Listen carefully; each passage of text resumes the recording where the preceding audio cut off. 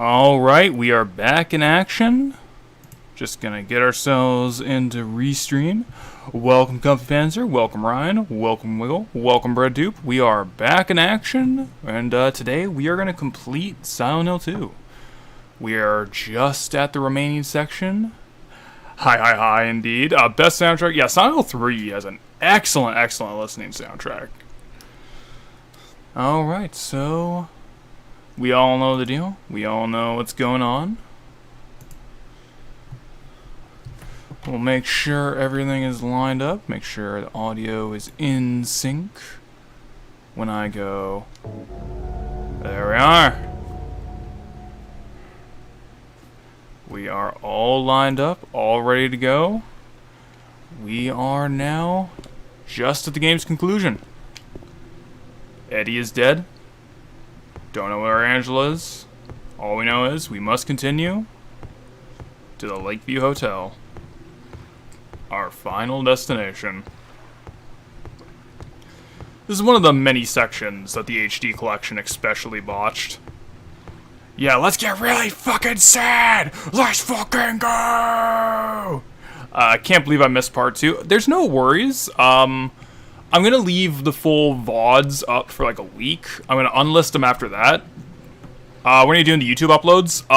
Pretty much as soon as I have the footage of the full game, I'm gonna just put it in some editing. We're gonna cut them up into smaller chunks, so it'll be like part 1 will be like just the first exploration section of the town, part 2 will be the apartment, etc. And then we'll upload them to YouTube. I'll cut out any of the dead air, any of the drink breaks, anything like that. And it'll be a much smoother experience. So, without further ado, let us get in. This is one of the sections botched by the HD collection, more than any of the others, where the fog being removed made it look like you were sailing on this river of mercury. It looks fucking terrible. I don't know when the uploads will happen, but I do know that it will be relatively soon, because it's not like it's the hardest thing in the world. It's mostly just cleaning a few things up, chopping it, having good cutoff points, things like that. Yeah, didn't they just fucking annihilate the fog effects? Yep, the fog was non-existent. It was a gray wall. It was absolutely pathetic. I have no idea why they thought that was something that you could release, but they thought so. Alright, oh, turn it back. Once again, just like when we first got our... Oh, yeah. I think that should be good enough, but we have to go towards the light once again. Similar to walking into the light with Mary's dress, we repeat that image. I'm not sure how long this is going to go today, because on a usual playthrough, it is under an hour to beat the hotel.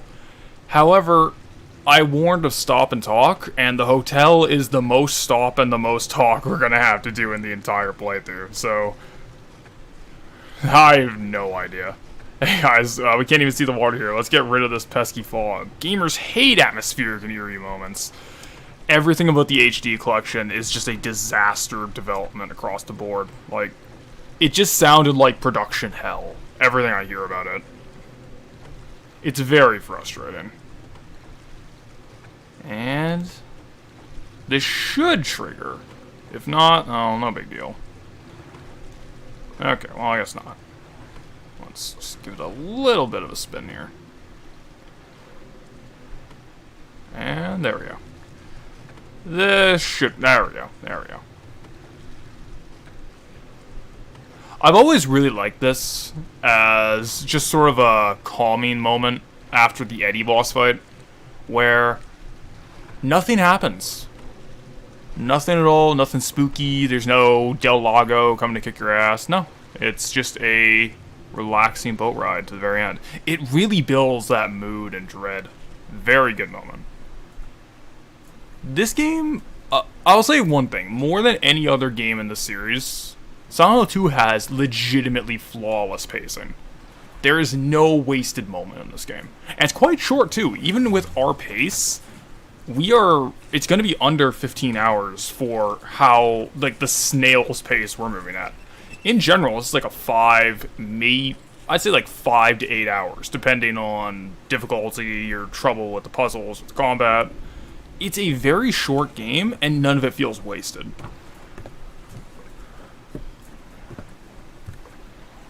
I'm back from getting vaccinated. Oh, no shit, man. First one? Yeah. You might feel like shit for one day, but I think people are overemphasizing it. Like, more than anything, it was just like the soreness when I got mine. This place hasn't changed at all in 3 years. Okay, so what makes this interesting is that, if you can see, we're on a pier. There is a staircase going up, and we have on the left here, I feel like shit because of the heat. Yeah, unironically, the heat made me feel more like shit than the first dose. So, I don't know. But, if you remember in the prison, the Burning Man painting of the 3-story building on the waterfront with the pier, and this on the left, this lamp on the left. So how badly has the town made him stupid? He has like 2 int right now, so it's not looking great for our pal James. He's not exactly running a spellcasting build, but I'd say James right now is intellectually on the level of a soul main. So he's gonna get those invincibility frame Shoryus on Wake Up, no problem. So we got the Little Mermaid music box. So there is a motif for the next puzzle here with music boxes where it's all based on fairy tale princesses. However, I don't think individually they matter that much. I don't think there's much to be garnered or gleamed by going on, oh, here's what the Hans Christian Andersen fairy tale original says. Yeah, under the sea. Well, I mean, one of the endings of this game legitimately is under the sea, so that might be more applicable than you think. So, we will continue to the Lakeview Hotel. This is it. This is the ending. But, generally, I'll talk more about the significance of the sort of the music box fairy tale princess thing when we get all of the puzzle pieces. But, in general, best ending is the Doge one. It was you, wasn't it? You're the one behind everything. We will not be getting the dog ending, unfortunately. So, here we go.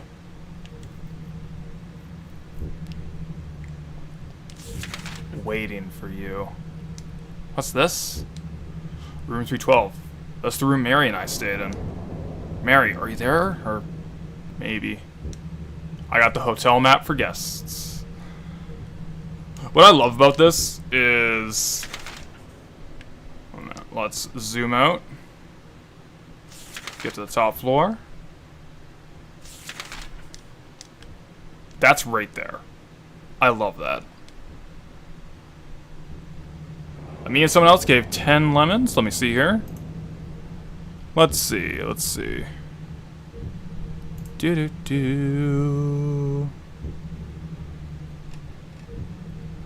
Oh, thanks, Ryan. Thanks, Comfy Panzer. Going for the lemon chats today.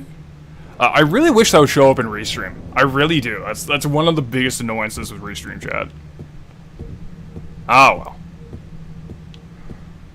Alright, so let's grab some items down here. I basically know the progression of all the puzzle items, so it's going to be smooth sailing getting what we need. But for the most part, it's going to be a slow episode. We're going to be doing a lot of stop and talk today.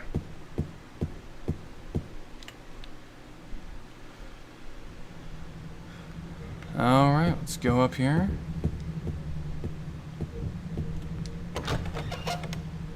I want to become famous? I'm not supposed to be getting this, so I'll support the content. No, thank you very much. I just like telling people. One minute here.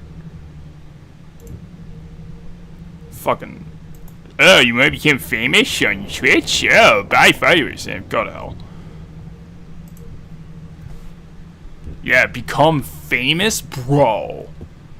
Bro, how could I resist that offer? Alright, now we have the fish key.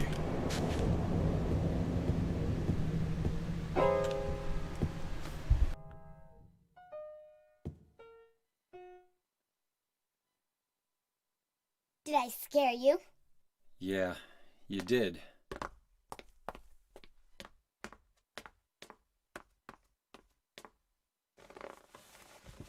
You're here to find Mary, aren't you, James? Well, have you? No. Is that why you're here too? She's here, isn't she? If you know where she is, tell me. I'm tired of walking. I wish I knew. But she said it in her letter. What letter? Wanna read it? But don't tell Rachel, okay? Who's Rachel? She was our nurse. I took it from her locker.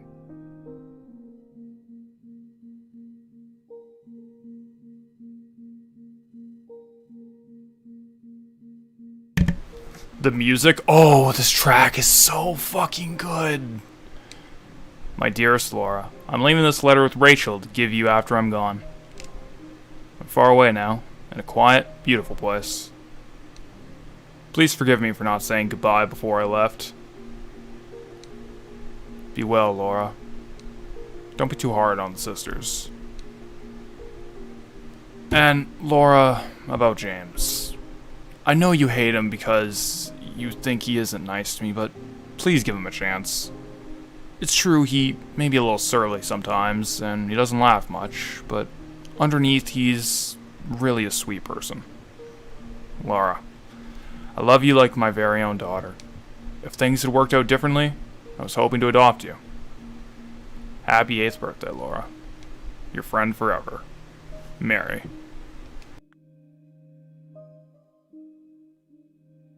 Laura, how old are you? I turned 8 last week. So, Mary couldn't have died 3 years ago. Could she really be here? Is this the quiet, beautiful place she was talking about? Me and Mary talked a lot about Silent Hill. She even showed me all her pictures. She really wanted to come back. That's why I'm here. Maybe you'll get it if you see the other letter. The one, Mary. Huh? I must have dropped it. Laura! I gotta find it. Laura! Oh boy, there's a little bit to go over there. But let's respond to chat since, oh boy, we're talking about fucking Bloober Team. Oh boy. My condolences for Bloober Team Silent Hill game. I know it must be hard. I think West Ed's the second worst choice. It's like, honestly, yeah. Of all the realistic scenarios, oh Lottie, this is what pain must feel like. Oh Wes, this is... Here's the thing, Tamim realistically never would have gotten his hands on Silent Hill. In my opinion, of all the realistic choices, this was the worst case scenario. And we're living the worst case scenario. I'm having a complete fucking breakdown at the idea that Silent Hill is gonna get resurrected only to be brought back by fucking Bloober Team, of all people. Like, the same Bloober Team who in the medium has the message of that fucking game be, if you have any sort of mental health issue, you're just a burden to your family and you should fucking kill yourself. I am dead serious. That is the message of that game. The medium enrages me like few other games do. It is on the eternal fuck you list, dude. God, and then we played Layers of Fear. Like, that game is just genuinely shit, but it also has, like, very similar anti-mental illness stance, which is also in Blair Witch, which is also in Layers of Fear 2, and it's not an Observer, which coincidentally is, like, the one decent thing they ever made. And even that is just riding on the coattails of Rutger Hauer. God, this is... Yeah, Bloober Team and Bill Cosby are the two pieces of news you wake up today. It's like, okay, so Dave and I were talking about this morning. Dave from Four Face Buttons, if you haven't heard. But, like, comment, subscribe. But the big issue is that, okay, well, they didn't confirm anything. They didn't confirm that anything's happening. Put 2 and 2 together. What is the only reason that you would announce an official partnership with Bloober Team? The guys who made Layers of Fear and The Medium. And coincidentally, The Medium having music done by Akira Yamaoka, who composed almost every Silent Hill game. You put 2 and 2 together. Come on. Does Mary actually ever bring up Laura adopting Laura to James? No. No, because we can presume that because James doesn't know who Laura is. But we'll get into that in a second here. I'm just, unfortunately, this is a Silent Hill 2 stream, so I'll try to keep my Bloober Team shit talking to a minimum, but unironically, if you gave me gun to my head, you have to have a... They wasted Yamaoka man's talents? Yes, they did. It's honestly some of his most forgettable works in the medium. I've listened to it, it's nothing. It's very forgettable. He phoned it in. But if you want to listen to Yamaoka's best soundtrack after... Did the medium have a fun pop intro? No. They wasted him. But if you're looking for Yamaoka's best work after Silent Hill, unironically, it is Shadows of the Damned. His soundtrack in that game is really good. I'm gonna go link your channel. Oh, okay, thanks, man. I'm glad you like it.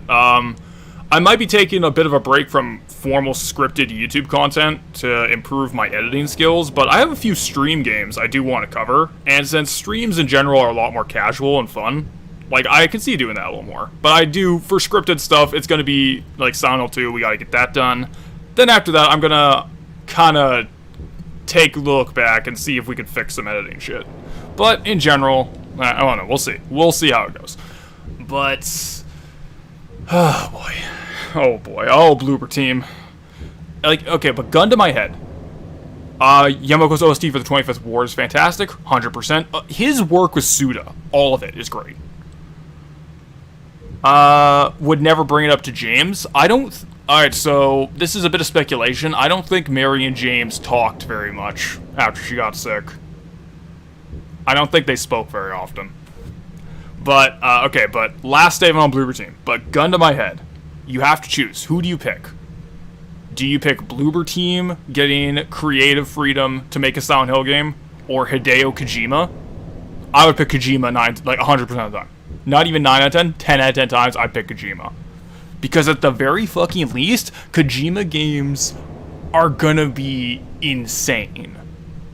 Even if they're boring, even if they're trash, there's gonna be something in them that's gonna be completely nutty and out of this world. Bloober Team, at their best moments, bores me. And that's all I gotta say on that. Okay, so I think this kind of establishes Laura, more than anything, this establishes Laura is not affected by Silent Hill. Yeah, Kojima because he isn't maliciously vile. Exactly. Kojima fucks up, and I'm not a fan, but at the very least, he's not he's not a legitimately shitty person, to my knowledge. He's pretentious. Yeah, I think James is disgusted by Mary's condition, probably really visits her. Yeah, like, I think the idea is James didn't really see her when she got sick very often. And when they were there, he didn't talk to her that much. Drawing done by Laura. Cat? Very cute, you just name that. I like that. Yeah, Kojima. Like, I don't like Kojima. I'm not a Kojima fan. But I would take his Silent Hill with complete creative freedom over anything Bloober Team could do. 10 out of 10 times. No hesitation. Oh boy, so I think the most important thing about that cutscene, one, it confirms that there's another letter. One of the guys who made H-Rot or Lost in Vivo, you got some lemons already. I know, I saw. There's going to be a big lemons handout at the end. Lost in Vivo. I'm going to try and keep my thoughts on like who I would want to make a new Silent Hill game to a minimum, but the answer is I think Silent Hill is a lightning in a bottle scenario, and I don't really want any more games in the series. I'd like different games to take similar concepts, but do something new with it. I don't know, like, that's me. That's my stance, but whatever. Best things to note, big things of note in that conversation. Laura pretty much confirmed doesn't see anything surreal or supernatural in Silent Hill. she seems to have ties to the dream world that the other characters are in, mostly due to her links to Mary, I would assume. However, it doesn't seem like she is in any real danger in comparison to James or Eddie, Angela, etc. There's a piano here. I remember how much Mary liked to play the piano. She wasn't very good, but I still love to hear her play. That was so long ago, before we were even married. Why am I thinking of that now? Yeah, there is nothing wrong with simply ending as a trilogy. Exactly. Say the Kurgan is an asshole villain, and he got what he deserved at the end, but he was 100% on point when he said it was better to burn out than to fade away. Ha! Yeah, I just want good horror, man. I just want something cool. That's it. I don't need it to be Silent Hill. I don't need, like, brand recognition. So I can be like, they said there's a hole here. Like, I just kind of want good material. If you want Silent Hill as an influence, go for it. Absolutely. I love Silent Hill. I don't need more Silent Hill. Like, I'm good. The series is done. There's no reason to make another one as far as I'm concerned. But here we are. Another thing worth noting, James has given up the 3-year story. He's just giving it up now. He's not even sticking to them. Oh, Mary died of that disease 3 years ago. It's, oh, she couldn't have. What we're seeing here is this very fantastical situation where James seems like he's getting a second chance. He's in a relatively serene hotel. Like, of all the areas in the game, the hotel is the nicest, bar none. It's abandoned, sure, but it's pristine. That's unlike everywhere else we've been so far.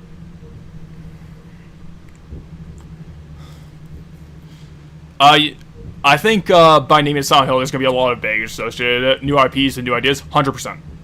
There's games that I think are very similar to Silent Hill thematically and content-wise that are not Silent Hill and stronger for it. Lone Survivor, I think, is the best continuation of the Silent Hill's tone and brand without remotely being close to Silent Hill. It's nothing like it at all. Omori, the RPG Maker game, thematically very similar to Silent Hill. Nothing like Silent Hill at all. Completely its own thing. Oh boy. Lost in Vivo, well, I wasn't the biggest fan of it. It gets the mood. It gets a lot of the grimy visual direction. I wasn't the biggest fan of it, but it clearly scratched that itch for a lot of people. So it's like, other people have done things with the series and with things related to it that worked. And I think you can just take it as look at Silent Hill as a bar to surpass, not something to recreate. That's kind of what I want in the future. But what I really like about this is that this is pristine and beautiful. And James is given a scenario where it's becoming almost fantastical of, Mary's alive. She has to be. She has to be here waiting for us. And similar to that, what we are doing is the elements. Where's the puzzle item? Where is the puzzle item? Where is it? There we go. What we're seeing here is a fairy tale motif with the big puzzle of the level, of the dungeon, so to speak, is the fairy tale music boxes. So it's a very fairy tale situation where James's princess is just waiting for him, and it's all gonna work out okay in the end. It's playing into that idea.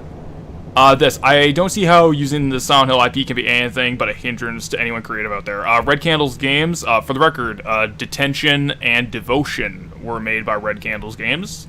Highly recommend. They explore similar themes and concepts in ways that angles that Silent Hill can't. Exactly. I've only played Devotion once because obviously the situation trying to actually buy the game, but I do have Detention. 100% agree. Check their stuff out. If you're into this kind of horror, this very dreamlike, cerebral kind of horror, those games are 100% recommended. And here's where we see the Abstract Daddy. Here's something interesting about them.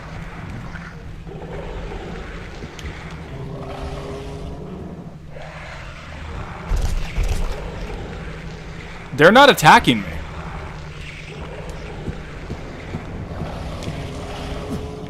It's like you have to go out of your way to like block their path to get them to aggro. They won't attack you unless you try to hurt them. They'll just let you go. They don't actually care. Like, you have to go out of your way to get them to be pissed off at you. That's interesting. I like that. Alright, where's the heals? There we go. Bam. Very interesting. Very interesting.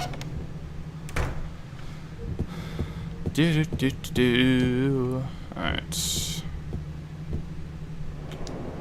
Taylor indentation. There's a plate in front of the indentation and something is engraved on it. Seed of the princess who spoke no words. Plays the music box? Well, no, because what we need to do is add the Little Mermaid. The princess who spoke no words.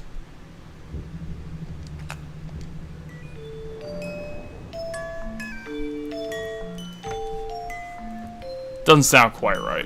Is this music box broken? Or maybe. We only got 2 slots missing.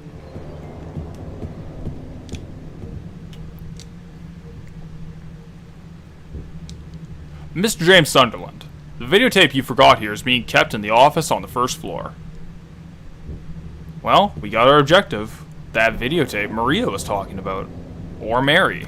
Or is there even a distinction between the two anymore? It's becoming as blurry as it can be. Key to room 312. The key to the room where Mary and I stayed. That's on the 3rd floor. Well, better go check it out.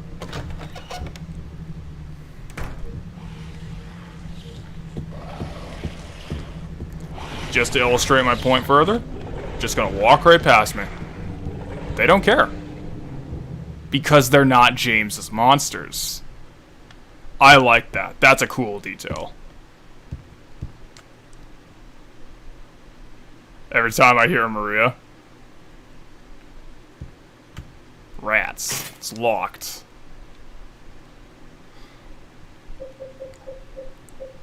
Holy hell, I'm loaded in ammo. I keep thinking of the Sound of Music, and it's maybe the most far thing from Silent Hill 2. Yeah, imagine the hills are alive with the sound of music as Mary slash Maria gets fucking impaled. But listen closely. Keep in mind, this is the 3rd floor. It's locked right now. The room is right there. Listen closely.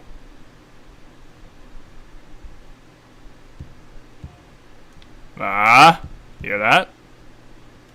She's waiting for you.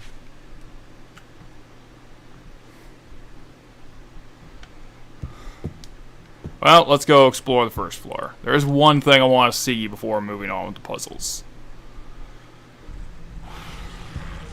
Is it in here? Yes. Hey, buddy. Uh-oh. Damn. Get owned.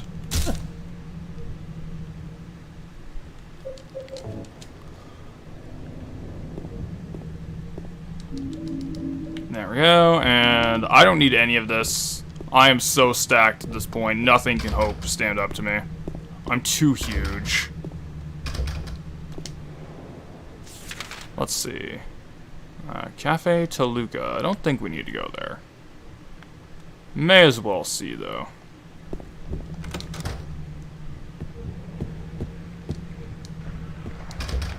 Yeah. Alright, well, 2nd floor it is.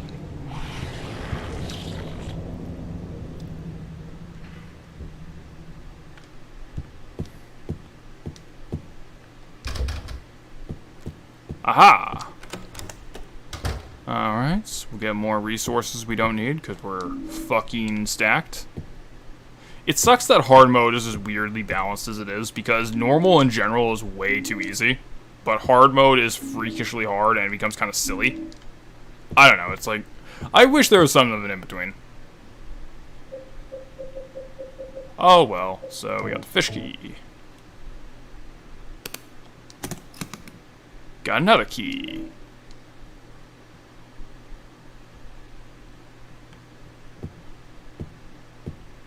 Alright. And we have one more room. Check out. Over here. So, this is a weird detail. I like this, though. This is nice. Let's examine this. There's an open book on top of the desk. It looks like a medical book. I've already read enough medical books. None of them never did any good. So that's kind of interesting. Very blink and you'll miss it. You don't need to examine that at all. But James, you know, he's not the smartest guy in the world, as we've seen from this game. He's kind of just, you know, average schmucky dude. But James cared enough to try and... Oh man, I feel like hard is even a bit easy in 1, 3, and 4 on my second playthroughs. Yeah, they're not that hard. I think for me the big one is 4 is one of the most frustrating games I've ever played.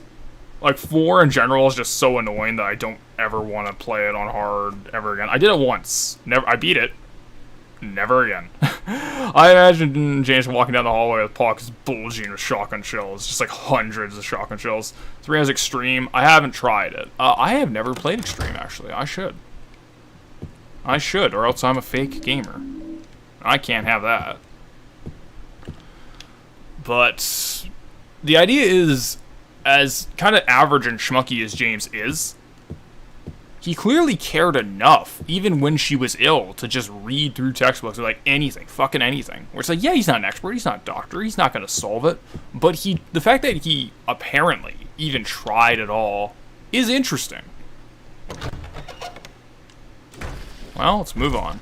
Once again, you can also do goofy shit where these things will not at all try to attack you. But they're annoying, so reach for the sky, partner. Look at him run. Why are you running away? Get over here.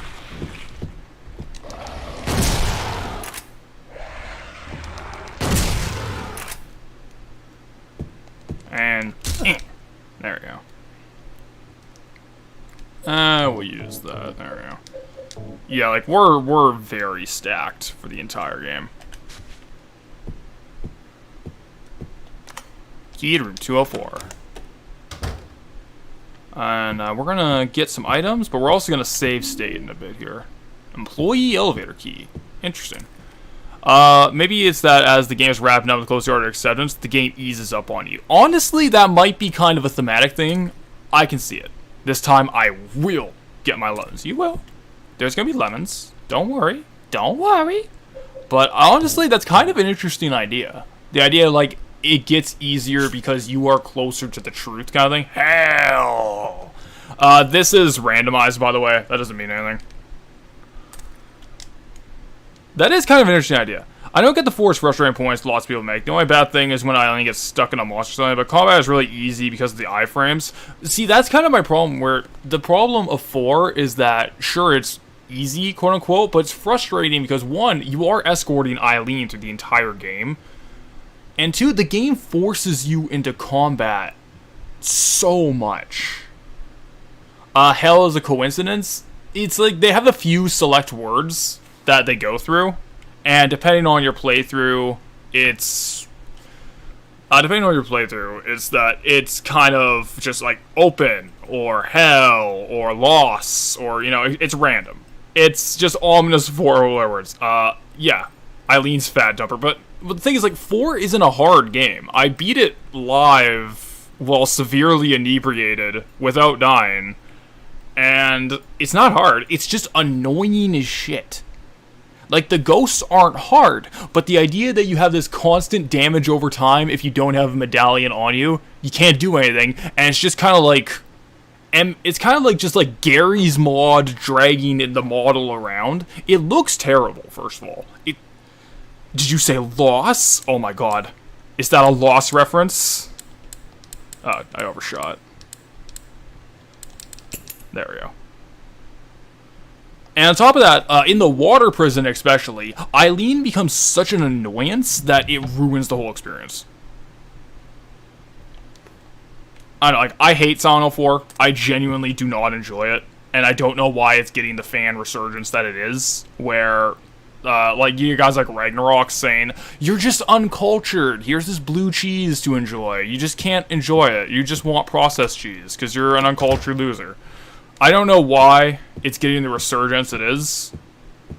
And I mean, I'm glad it is. I'm glad people like it. It's, you know, I don't like things being bad, or people not enjoying things. I don't like that at all. That sucks. But it's the epitome of not for me. I really don't like Silent Hill 4. The water prison is very likely one of, if not the worst design levels of all time. Water prison is like, okay, I don't know if it's the worst, but it's gotta be top 10. It is awful. Like, there's an entire chunk of the video, the hour-something video review of Silent Hill 4 did. I had, like, a chunk of the original script, which would be, like, 5 minutes of just talking about the water dungeon. And I kind of stopped because I was just making myself mad while writing it. And I wanted to keep going, and it just kind of ruined the flow, so I had to cut it.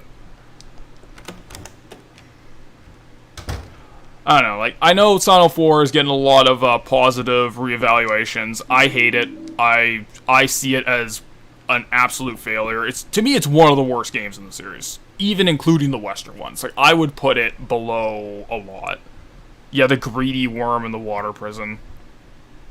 Just big old dick monsters flying around. Alright, so we're going to save the game here. But what I'm actually going to do is I'm going to do a save state in a minute. And I want everyone to maybe turn their volume down, because you're going to get a loud noise as soon as I walk in there, and it sucks. So you've been warned if you just don't particularly care. It shouldn't be too loud, but here we go.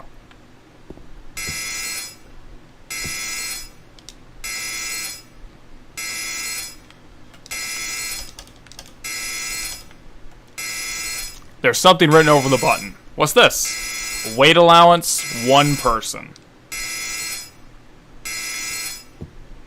Okay, so 1, this is kind of interesting, because no elevator would ever say that. Weight allowance, 1 person? Well, if I step on that elevator, or if, like, 5'1" lady steps on that elevator, that is a massive gap in size, right?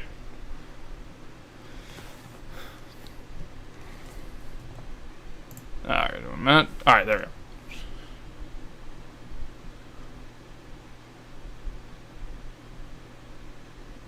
I didn't mind Eileen. Eileen is like, she's far from the worst escort character, but I think on stream, like, you kind of see there's a lot of moments where she's getting stuck on monsters, and I'd just be like, come on, Eileen. And I was just kind of losing my mind by the time I did Forest World Part 2. I just started laughing like it was the ending of Mouth of Madness. Where I'm just like Sam Neill staring at the screen just going, oh my god. It'd be a 300-pound allowance. Yeah, they literally tell James, oh, 1 at a time, please. But exactly, it's like, this is nonsense. James steps on the scale and it says, mercy. But, 1, this is very clearly supposed to be metaphorical. We're in dream logic. The reality is completely falling apart here. With even littler moments we're going to see later of, we are in full surreal land. The shelf is empty. It looks like I can store my stuff here. Put an item on the shelf? Okay, so what we're going to do is, we're going to put some items on the shelf, and then we're going to save state, because I want to show off an Easter egg that I think is very cool.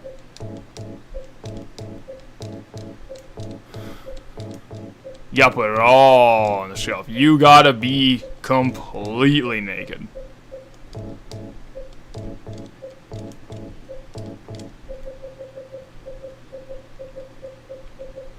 We're gonna keep all of them. We're gonna keep these, because, like, hey, if it's a weight allowance, it should allow for paper, shouldn't it? I want to show off something. This is cool. Alright? And I don't want to brag. I don't want to be like, oh my god, I'm so smart and so cool and so great and just cool stuff. But I've honestly never seen another person ever point this out. And I found this just by pure fucking curiosity once, of the many times I've played this, but I've never seen another person point this out. So, we're in a save state, and I'm going to show something off that I think is really cool. And it's a very fun little Easter egg, and a bit of foreshadowing. Alright. The elevator just awarded James with Reddit Gold for being a heckin' chonker. A heckin' chomperino. James weighed down by the weight of his guilt on that. So what we're going to do is we're going to try going on with 3 pieces of paper, right? That doesn't work. Well, let's put this letter on, right? Put that on, right? Alright. Still not allowed. Alright. 2 pieces of paper must be too much. Alright, well, let's put on Laura's letter. Let's get rid of that, alright? We have a picture. We have a single individual picture. Come on now.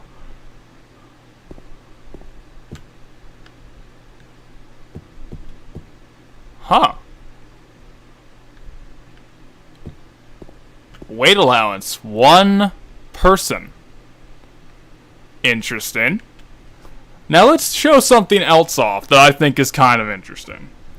This is our save state. Alright, let's load our state there.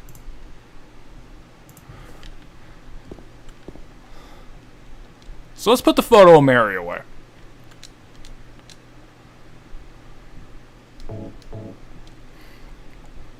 Alright, let's see. Got this on? Nope. Alright. Well, let's go over here. Let's store another item. Let's store the first letter from Mary. This is the one where it was the "In my restless dreams I see that town" that you read at the beginning. Well, let's examine it. Now it's nothing. There's nothing written on stationery. Alright. Oh, shit. Alright. Let's put this on the shelf. Alright, this is Laura's letter. This is the one we just got and just read. Alright? Can't take that.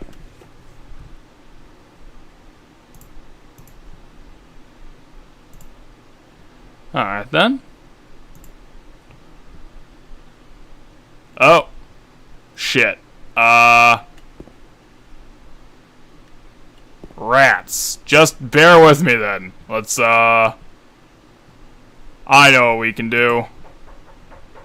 Just a moment, I will reboot everything.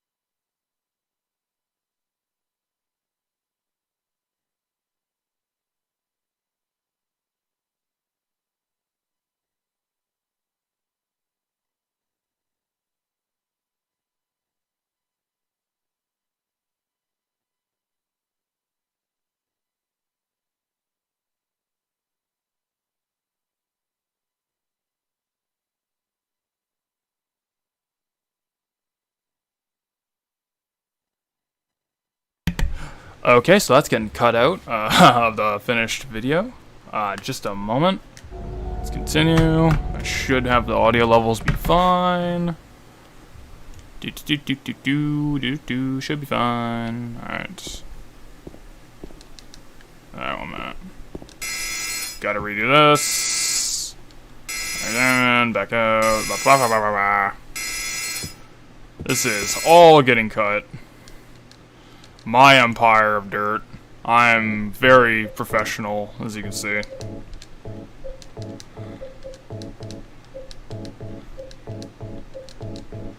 But let's go back to the old items. Let's go back to the old ones.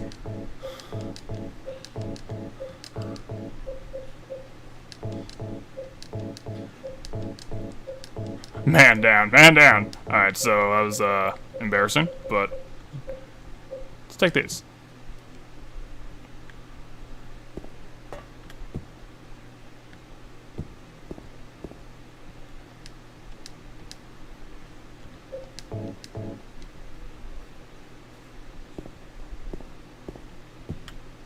So you're allowed to take the photo of Mary and the letter that you came in with. You can take them together, but individually you can take those two. I've never seen anyone else point that out. I just think it's very interesting. And we'll see why, especially with the letter later on. Well, only one place to go.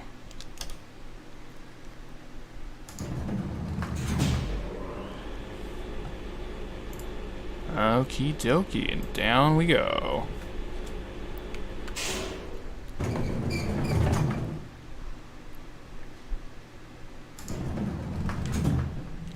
Now let's get the new map. Hotel map for employees. There we are. I heard the heater in Lakeview is straight fire, bro. Dude, it's mad lit over here. We got the Snow White music box, apples and pumpkins. Ah, funny. So now we have the Little Mermaid and the Snow White music box. We got one more left. Actually, wait, no, we have two, if I remember correctly. But most importantly,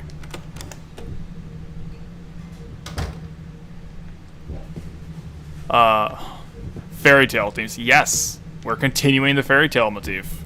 This is a very fantastical situation. We got the videotape and a can opener. It's fantasy! It's escapism! It's not healthy! Get in the fucking wheelchair! Silent Hill is written on the label, in my handwriting. This is definitely the videotape I recorded back then.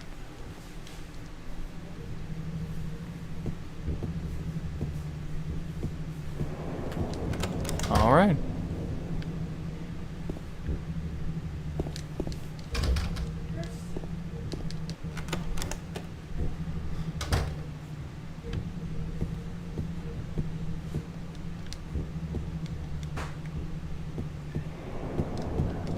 Got some rifle shells. Very cool. Very nice. Schedule book here. A date from over 1 year ago. Alright, well, let's continue. What if the truth was James just came back to collect his sex tape? It's like, I can't let this get out. It's this desperate attempt to hide it.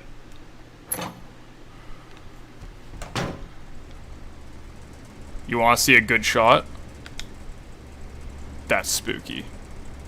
God, that's so spooky. Oh, I love this game, dude. Get over here. Get out of the way. Get out of the way. Ow. Ah! Alright. Let's go over here. And we will get a medkit. Yeah, like sex. And the bar key.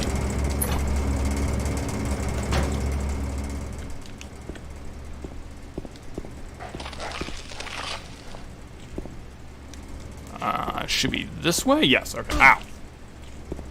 Rude.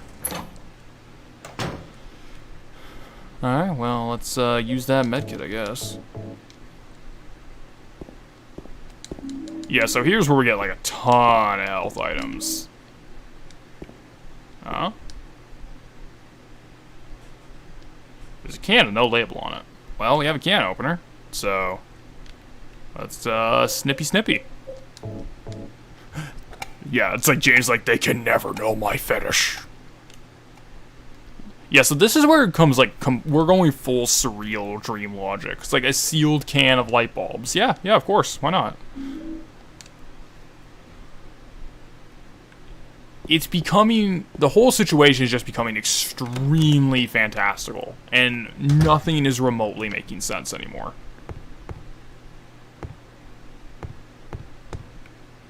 Alright, let's get the light bulb in here. Turn around. Use the bar key. We're out.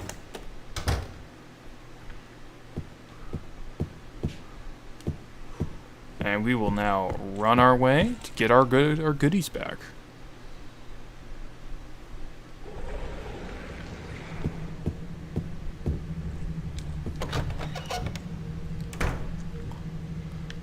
Year of our Lord 2021, not keeping your light bulbs in a can. Imagine. When you want to be a good husband, but you have a health fetish. And it's like, sorry, you gotta go, sick wife. Uh-oh. And we'll avoid them.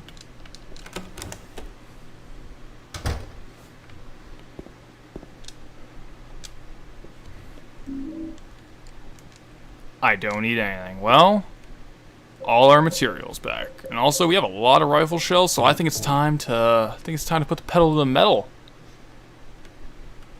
It's game time. We got 2 enemies out there to try this baby out on. Hell yeah.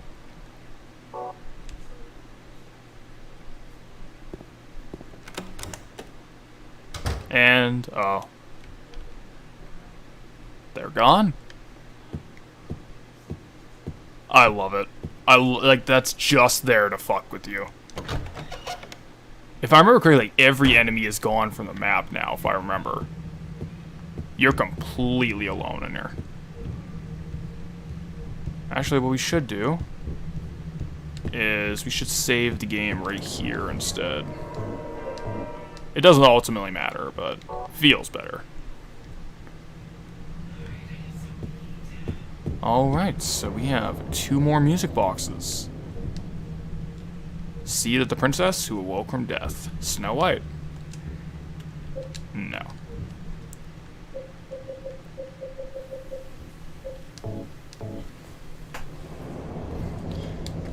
No. So, now that we have completed the sort of fairy tale princess little puzzle,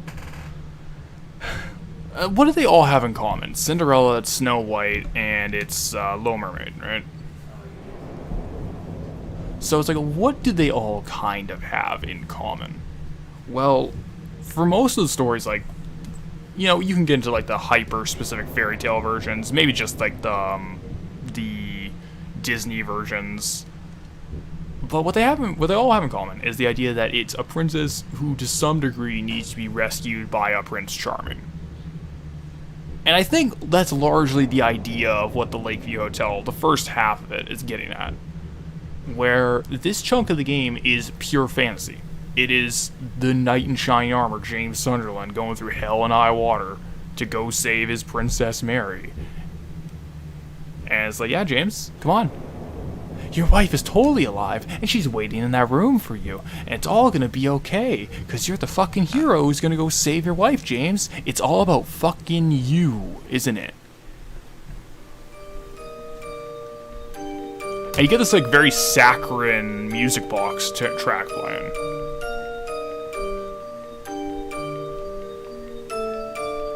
Like, maybe it's just me looking too far into it, but it sounds hollow.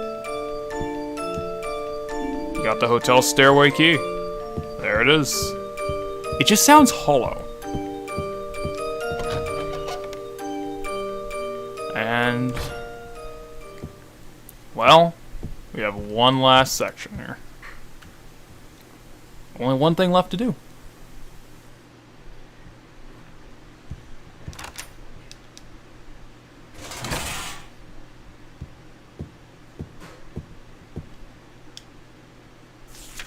Room 312, waiting for you.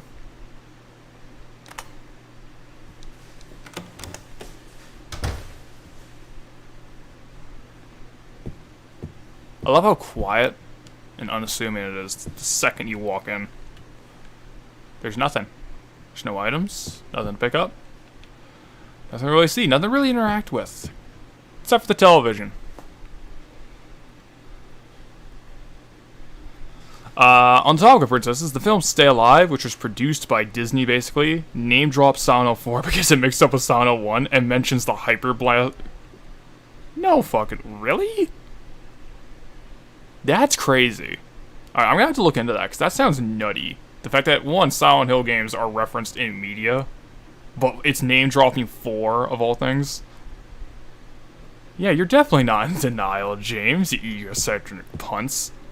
But, usable VCR. We do have something, and I'm just gonna can't confirm it. Yeah, I'm gonna have to look into that. That is nutty. But well, there's only one thing left to do, and I'm just gonna shut up for this one. Let it speak for itself.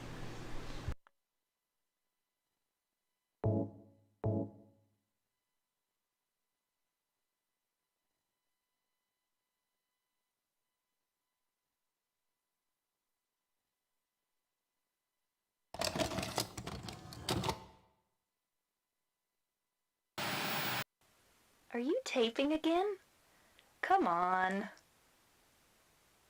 I don't know why, but I just love it here. It's so peaceful. You know what I heard? This whole area used to be a sacred place.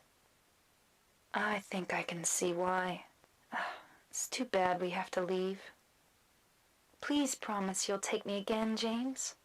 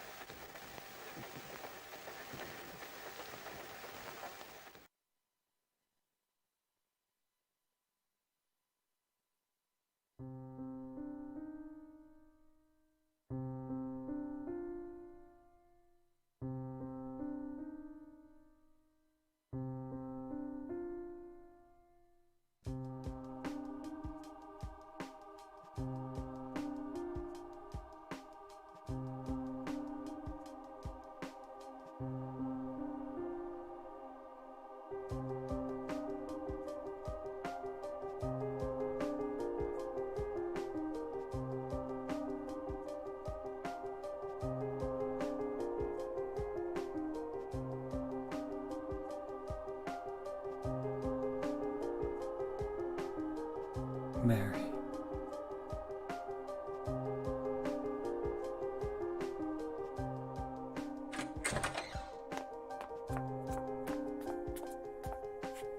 So there you are, James. Did you get the letter? Did you find Mary? If not, let's get going already, okay? Laura.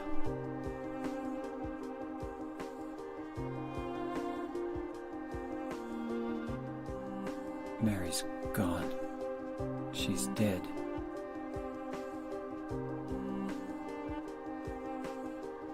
Liar, that's a lie! No, that's not true. She died because she was sick? No, I killed her.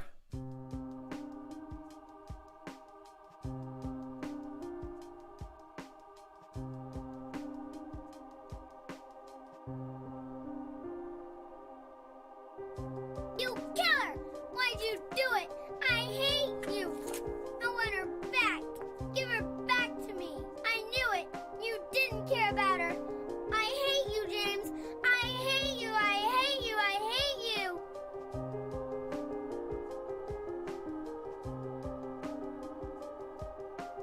She was always waiting for you. Why? Why?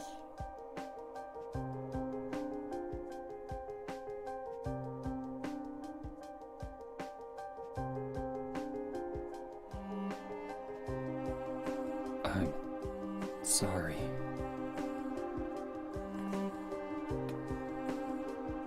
The Mary you know isn't here.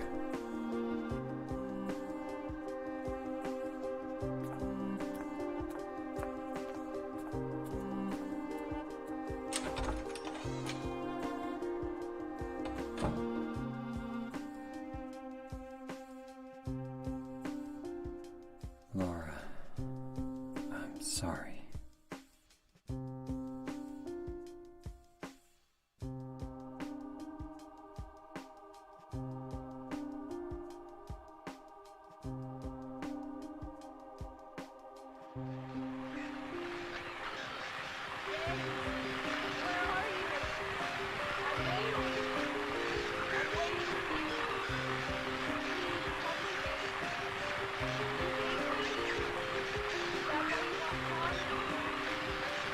That voice.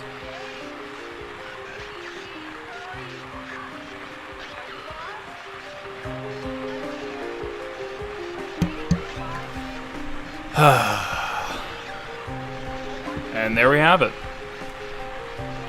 If I recall correctly, there was a slightly clearer version of this scene with different audio cut from the game where you could hear Mary stroll. Yes. Unfortunately, this scene was the victim of censorship.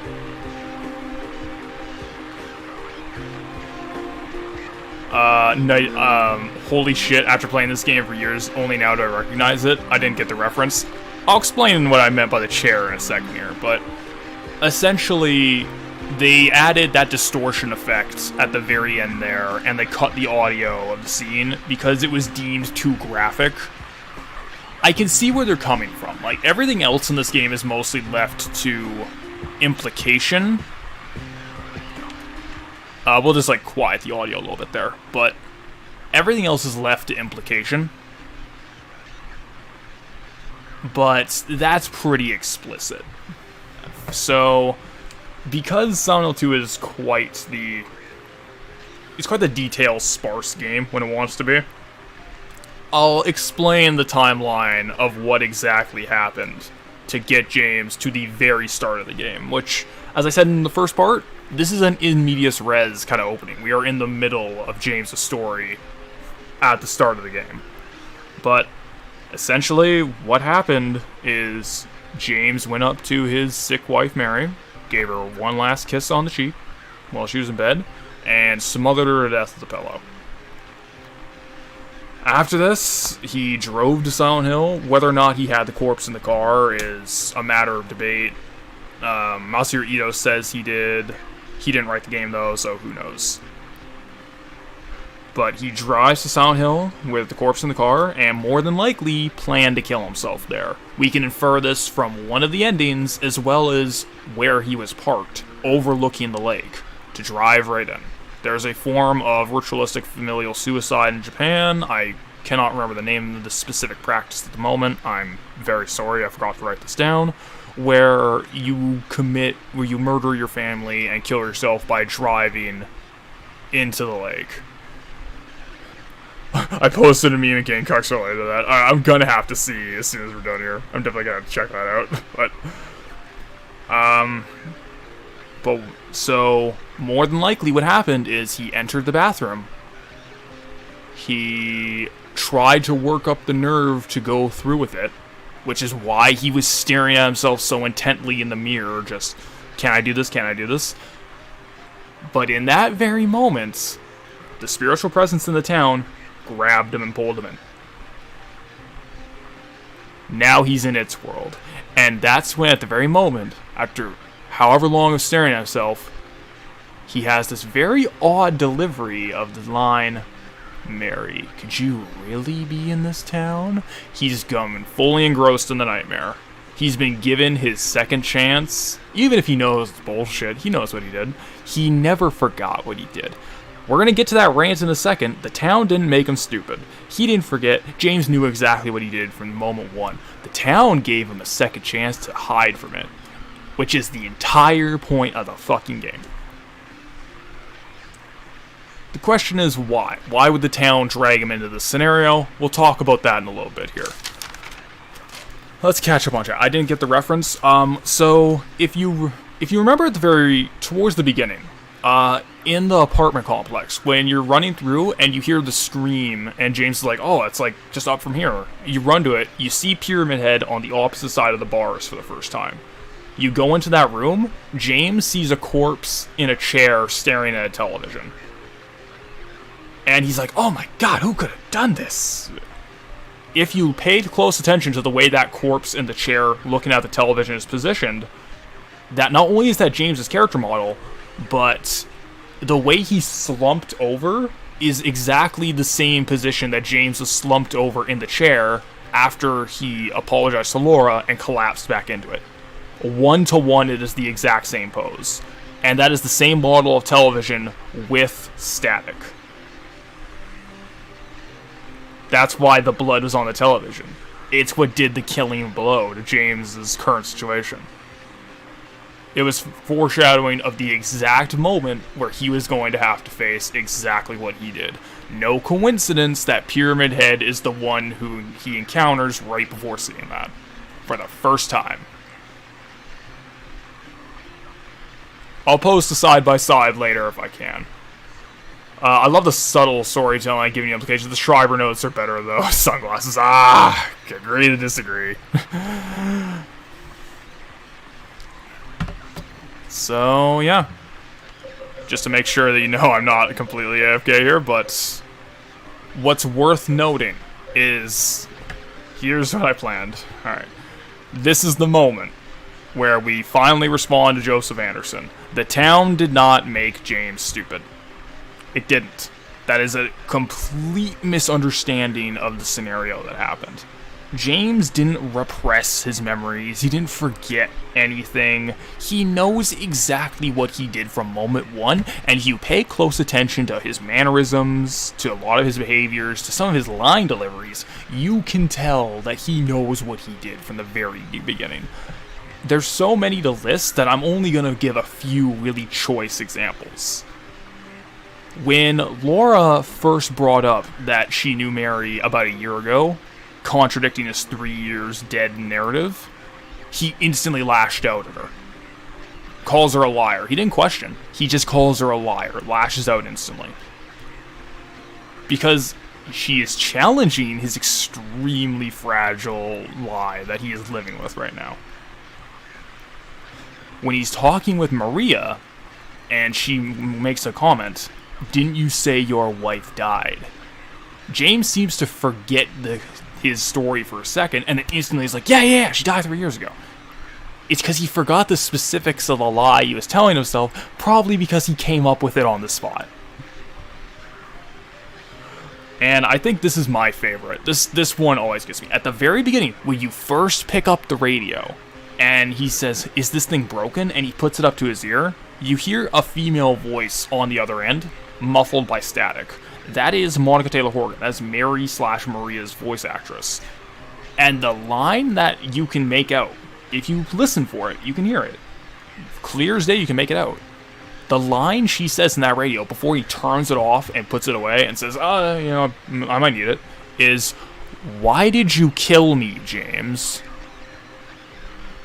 And those are only 3 of the major examples of every bit of obvious foreshadowing that James knows exactly what the fuck he did. The town didn't make him stupid. End of rant.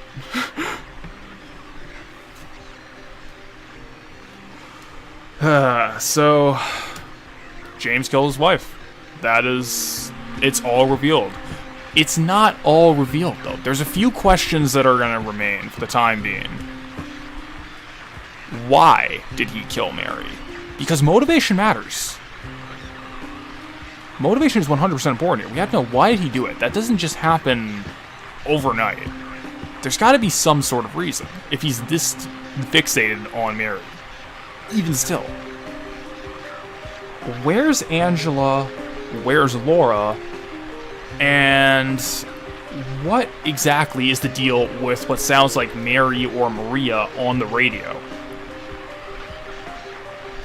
What exactly am I talking about when I'm referencing the why of Silent Hill? Like, when I keep saying, I'll explain it later, explaining why Silent Hill does what it does of making people's psyches come to life. Why? We're gonna answer that very soon. And what's the deal with Pyramid Head? We haven't seen him in a while, but there's some more. We gotta get our final details. Yeah, no, I trust Joseph Anderson, published author's assertion that the Talon made him stupid. Like, I can't get over that he's missing this much, because, like, the game, it has some subtle details, but this aspect is hammered into your fucking skull every step of the way. I have no idea how he missed it.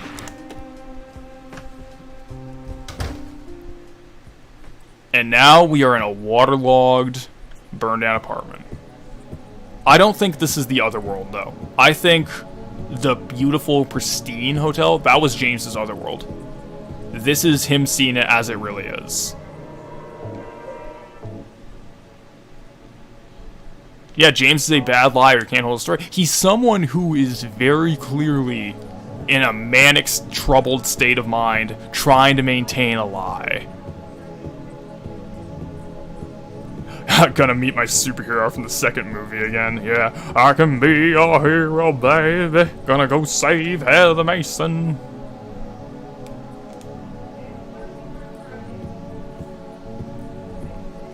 Also, can I just say, I love this chunk of the game. It is so nightmarish. Where you have this, like, constant droning track mixed with the water dripping. It is nauseating. And I think that's intentional, because we and James are now forced to live with the reality that James Sunderland is a murderer. It's not just Eddie like when it was self-defense. He is a genuine, premeditated murderer. And we have to live with that. Same way he does. Yeah, Phalus reference. Yeah, it's the Phalus review. You got me.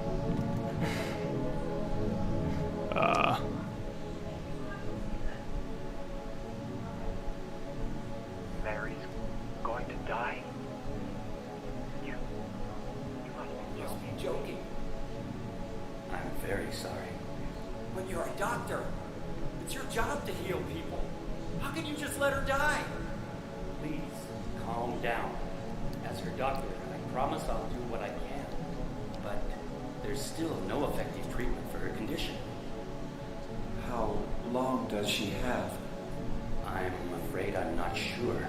3 years at most. Perhaps 6 months.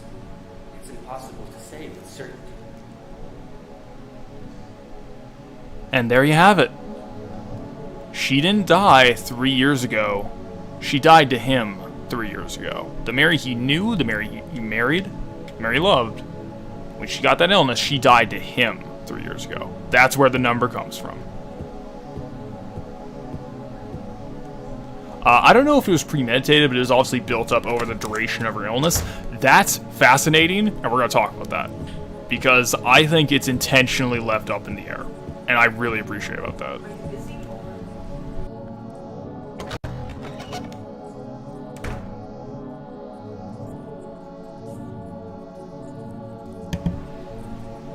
Yeah, this is the real Lakeview, charred and left to the elements. The prison artist has a painting that shows the hotel on fire, and the heater has a note by it, and the area has police state. Yeah, I think exactly. I think this is the real Lakeview Hotel. It is the Burning Man. We are seeing the true. Now, it's still in Silent Hill. It still has that supernatural bullshit, as we're gonna see later. Like, let's check the map. So, we are on this side. We're going to go through this door.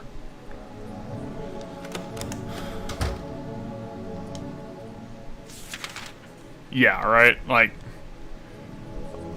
Actually, let's just zoom out. It is all the way at the other side. Like, it's pretty clear that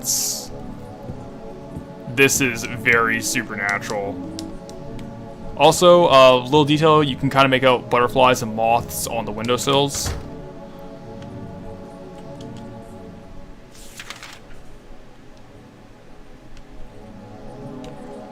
And now we are in something of a maze. There we go. Also, what's interesting is the flashlight will not work anymore. Press switch, but nothing happens.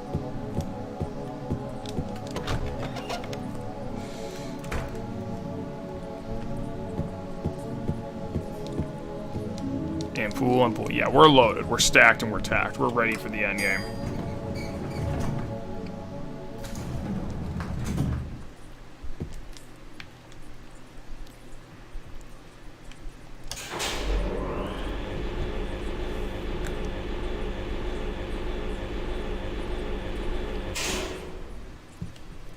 Oh.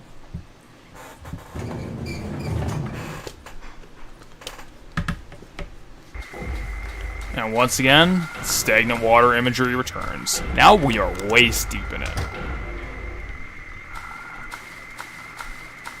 This is, essentially, like, this is the source. Notice how the water's been getting higher as the game's gone on? We start off, it's just kind of puddles in the apartment. Then it's, like, leg deep, like, calf deep in the prison. Now it's waist deep. We're getting larger and larger. The water's rising. Very interesting. Yeah, look how stacked we're getting. Yeah, like, look at that. Look at that.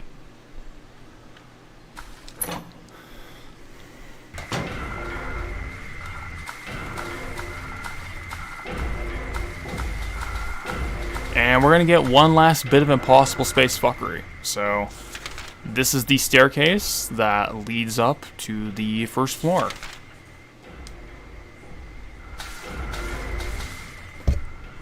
I'm just gonna turn off the mic again for another big cutscene.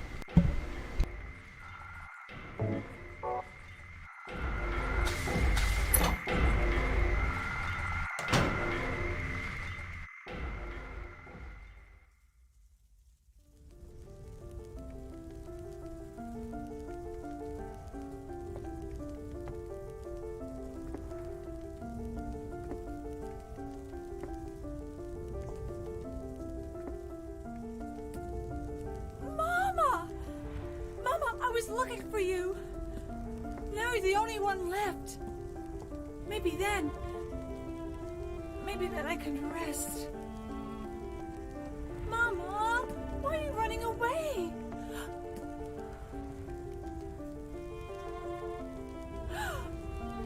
You're not my mama. It's you. Oh, I'm sorry.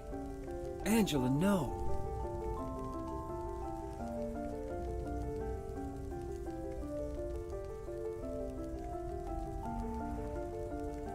Thank you for saving me. But I wish you hadn't. Even Mama said it. I deserved what happened. No, Angela, that's wrong.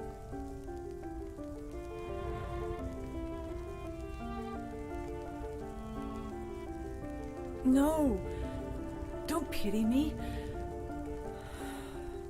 I'm not worth it.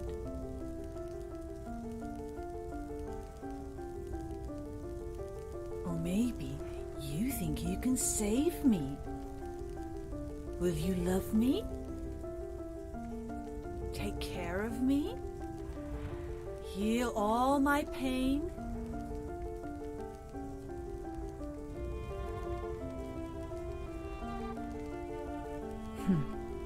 That's what I thought.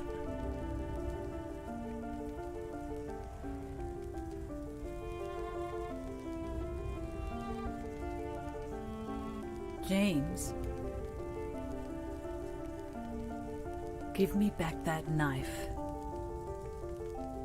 No, I won't. Saving it for yourself? Me? No, I'd never kill myself.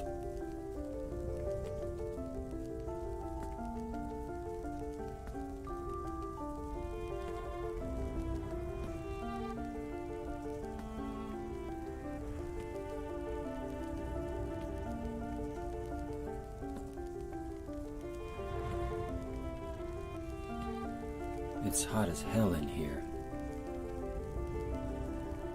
You see it too.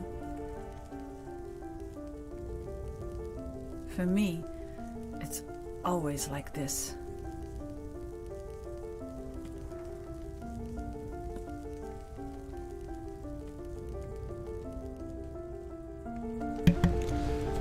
And that is the end of Angela. We can see her walk into the flames up there. Let's get as close as we can look as she walks upwards into the flames. This game is all like The Room. I disagree. I strongly disagree. I think Silent Hill The Room desperately wishes it could be this.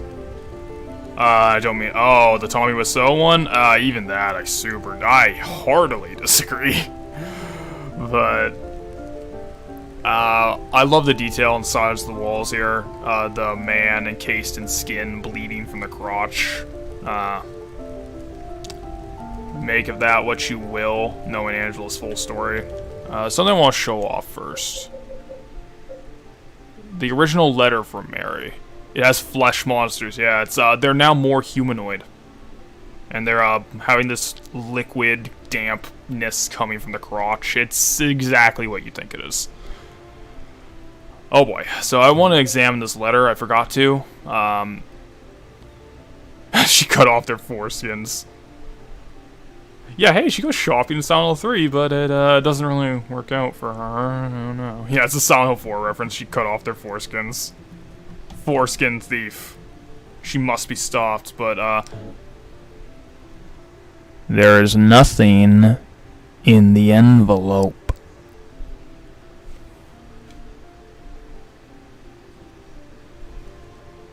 Something to think about. There never was a letter. It was a complete fabrication of the town from the very beginning. Only thing left is Mary's name on an envelope. And even this, we're going to have to examine later. Let's talk about Angela, though. It's enough about James. One thing I found kind of interesting is the very first thing she does is scream "Mama" and run towards James and embrace him. Before realizing at the last second that... Oh, you're not. It's you. Did she actually, for a few seconds, perceive James as her mom? I don't know. Or is she just that far gone, and she was just another human being? She just was so desperate to see her mother in them. I have no answer. It's make of it what you will. I think when you tie this back into one of the ideas in Silent Hill 3, it becomes this scene becomes extremely fascinating there. However, we're not at Silent Hill 3. We're not going to use that to discuss context of this game. So I think it's pretty clear by the very end. Angela is suffering from the good old-fashioned case of battered woman syndrome. Long-term abuse leading to intense cycles of helplessness, like intense feelings of helplessness. This kind of like looming sense of they deserve what they get. Like, she's got it to the T. And this is Angela's delusion. So her and Eddie, I think, have very more than even so James has with either of them. Her and Eddie have very interesting paralleling arcs. So, because the thing is, like, Eddie and Angela follow the exact same arc. Both of them are, they both committed a crime. They're on the run from it. And are intensely in denial about the nature of the crime and themselves. And in the end, both of them fail to face the truth of anything involving the situation. They fail to face what they've done. They fail to acknowledge who they are and their place in the world. And then in the end, presumably both of them die for it. It's never said what happens to Angela. I think we can assume what happened to her. And Eddie, of course, is killed by James, which is fitting, actually. See, the difference between them, how their arcs separate, is Eddie externalizes his response to these kind of traumas. He will blame literally everyone but himself. But even in that delusion, in the back of his mind, I think he knows who his true worst enemy is. It's specifically why I keep bringing up every single time he says, killing a person's no big deal, or I'm just gonna kill whoever makes fun of me. He puts the gun right to his own head. Whether or not he's consciously doing it, I think some part of him is aware of it. And because of someone who externalizes all their issues like that, Eddie is killed by someone else. On the flip side, we have Angela, who views herself as someone who deserved what happened. More than likely because she can't accept the reality of she didn't, and it is just an unfair, random event. And not even random, it's targeted abuse, obviously, but she can't accept that life can be as unfairly cruel as a situation like that would be. So she internalizes it. She blames herself. I deserved it. And in the end, it seems like she refuses to accept the true nature of it. There was no blame to be had. It was simply continued, prolonged cruelty, and she succumbs to herself.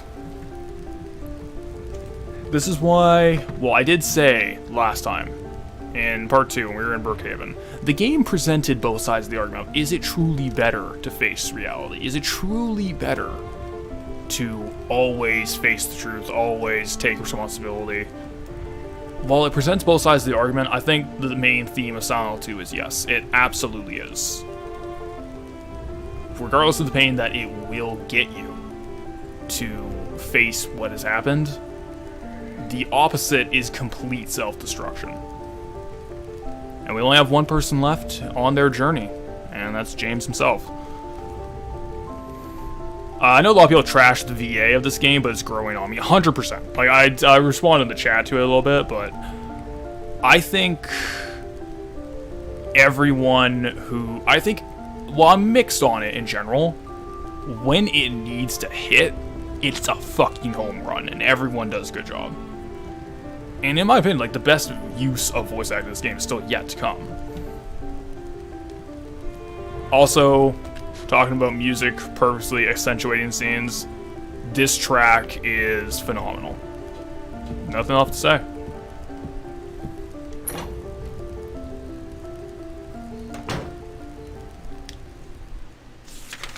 Just one last bit of mindfuckery. Just one more the game hits you with. There's some cheesy lines, but it's great. Like, of course there are. There's, like, how can you... I mean, I defended the pizza scene, but I'm not going to say the execution was good. It's not. It's silly as fuck. But when it needs to hit the mark, it lands. It fucking lands. And the fact that the endgame content, I think, is so strong is very rare.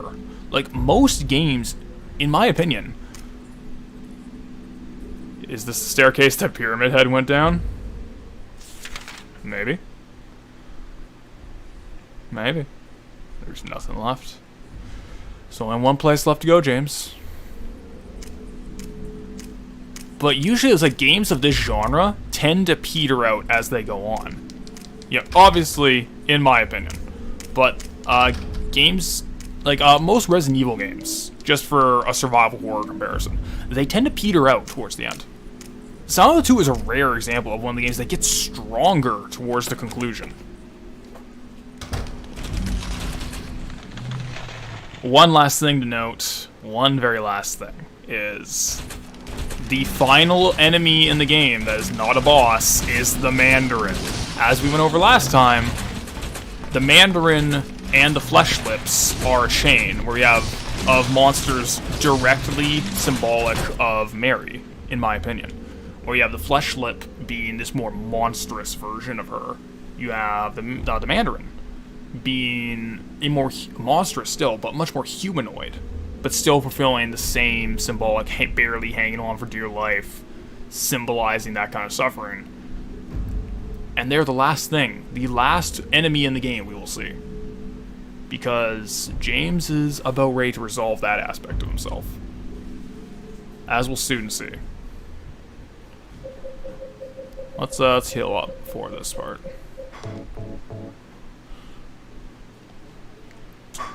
And here we have something people have argued about for, yeah, literally 20 years. It has been 20 years of people arguing. This save point. Why are there 9? Like, what is the purpose of having 9 save points? Now, here's the thing. Usually I would chalk this up to it just being, they want to let you know this is it. This is the final save point. This is the end game. And they really want to hammer that into your skull. Usually, I would say that. However, Masahiro Ito, the game's art director, has gone on record saying this is symbolic of something. Let me just flip my notebook over here, actually.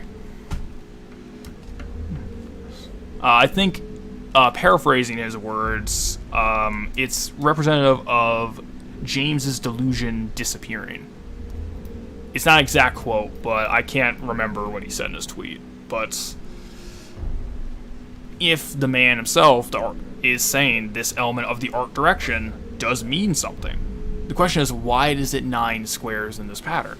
Why would this represent James's delusions disappearing? People have been arguing back and forth about it. I'm not confident in my stance exactly, but in my opinion, I don't think you're supposed to look at the squares here. I think it's the negative space in between the squares, the grid pattern. The bars, if you will. Notice how from the very beginning of the game, you've been seeing these prison-like bars in places they shouldn't exist. In the apartment, in the hospital, etc. You see them all over. There shouldn't be these symbols of imprisonment everywhere, in places they don't make sense. Because what I think those represent is aspects of James that feels trapped in his situation. And what we're seeing here at the very end is this negative... it's so important, definitely. It's used to cover the Japanese version. Yes, it is very important. And I think it's the negative space in between. I think it's the idea of James perceived the bars. He perceived that he was trapped in a situation. He perceived he was stuck with Mary until he did what he did. In reality, it was only ever his perception. It was only ever negative space he was making out into bars. And the only way to get away from that is to reflect on himself, which is why the save points are mirrors. Just how I look at it. Could be wrong, but this is it. We are at the grand finale. Yeah, this angle is here to let you know. It's on. Oh boy, I have quite the list that we're gonna go down. Yeah, oh boy, we're gonna have to do a lot of pausing and talking here. This is a big scene. So I'm just gonna mute the mic and let it play out itself.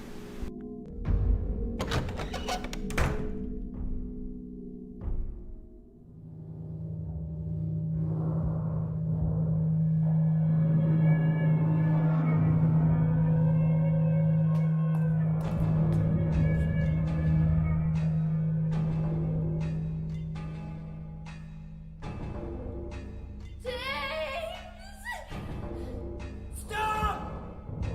Leave her alone! Leave us both the hell alone!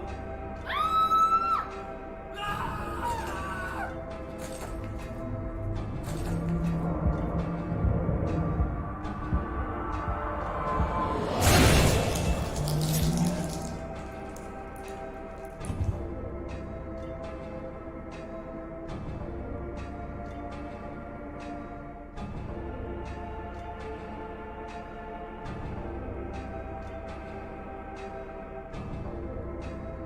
I was weak.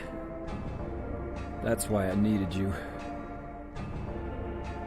Needed someone to punish me for my sins. But that's all over now. I know the truth. Now it's time to end this. And there we have it.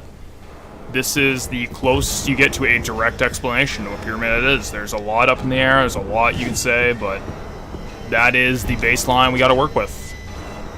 I was weak, that's why I needed you. This, to me, is the exact reason why, if everyone asks, what is Pyramid Head, he is James's monster. They never should have used him again in the series after this.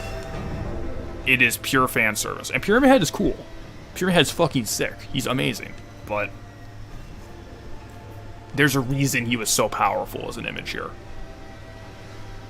So, if you pay attention to the carpet on the floor when James kind of collapsed onto it, that is the seal of Metatron, a symbol from Silent Hill 1 burned into it. To my knowledge, that was basically kind of a regret by the art director, Masahiro, who said, like, yeah, it doesn't actually mean anything. I kind of regret putting it there. I thought it was cool, but nah, it doesn't fit. So, it's a complete mistake. There's nothing you can really read into it. Whoa, 2 boogeymen from Silent Hill Homecoming. Oh shit, dude. Nemesis. I think Nemesis is a really fun monster, and in the original Resident Evil 3 I really like him, but I don't know, it's like, for the thematic concepts, I gotta go up here, man. Uh-oh, technical difficulties. Oh god, okay, well, I'm gonna read, and I'm going to, unfortunately, have to, yeah, this is getting out of hand. There are 2 of them. So I'm just gonna have to fix my controller here. Just a moment. Because whenever you blow on it with a harsh breeze, it will completely shit itself. It's very annoying. It happened. Yeah, okay, let's give me a minute. Properties. Okay, properties, change settings, uninstall device. There we go.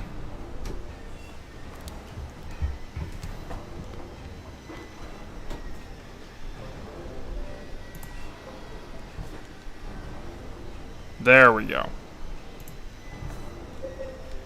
There we are.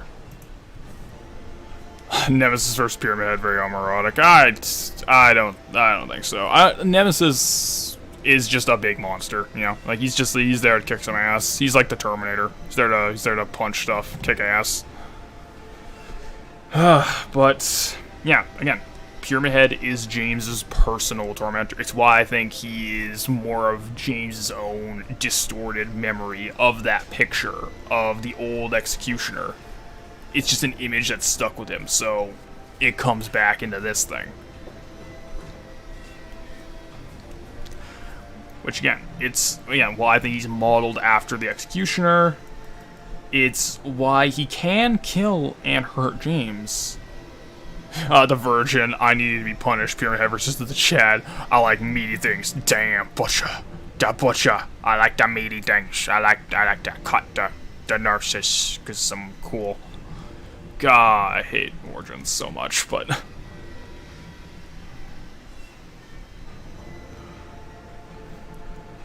Pyramid Head thing is, like, he serves a dual purpose, as we've gone over. Nemesis is so cool, why is there no Nemesis there?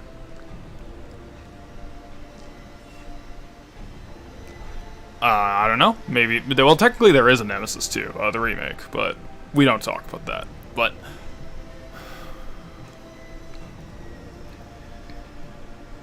Ah, boy. Let's gather our thoughts here. As I've been saying since the beginning, Nemesis serves 2 purposes, 2 roles. He is both the tormentor. He is both the executioner, if James allows it, since he would be accepting his punishment by accepting his death. But he's also a guide. If he is not willing to accept his punishment yet, Pyramid Head will find a way to make him accept it. By forcing him to face the truth, by acting as a guide. By shepherding him through this, so to speak. But the real question here is, why at the end is there 2?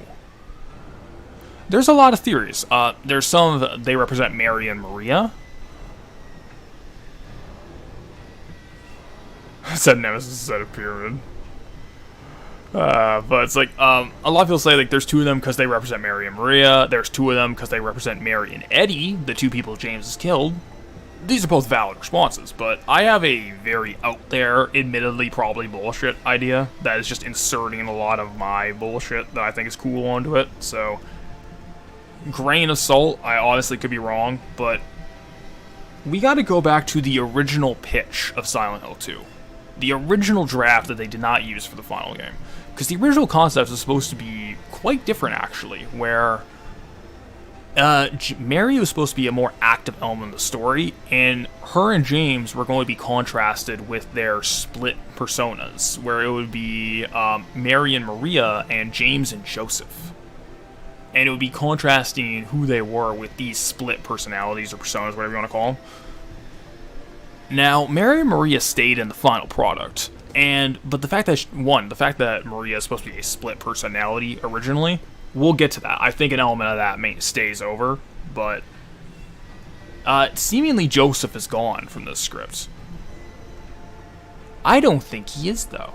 I think the idea of Joseph became Pyramid Head, because Pyramid Head is not only the tormentor and the guy for James, he is also James's shadow. He is this dark mirror.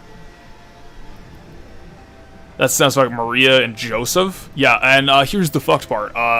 They were named after Mary Kelly, the final victim of Jack the Ripper, and the one who died the most gruesome death, and Joseph Barnett, one of the #1 suspects of the Jack the Ripper murders, as well as Mary Kelly's in-law husband / boyfriend, whatever you want to call him. Make of that what you will, but in many ways, Alright, so let's go back to the beginning. Pyramid Head doesn't get the Great Knife until James gets Angela's knife. Pyramid Head doesn't get the spear until James completes the ring puzzle and starts to accompany Maria around. Pyramid Head repeatedly kills Maria even when he could kill James. He never kills James willingly. He hurts him, he doesn't kill him. Unless he accepts it. Maria, he beelines his ass. Should have just named him Anthony Hopkins. No, see, that'd be too based. The Hopkins estate might sue, because we can't have Mr. Hopkins' true nature come out.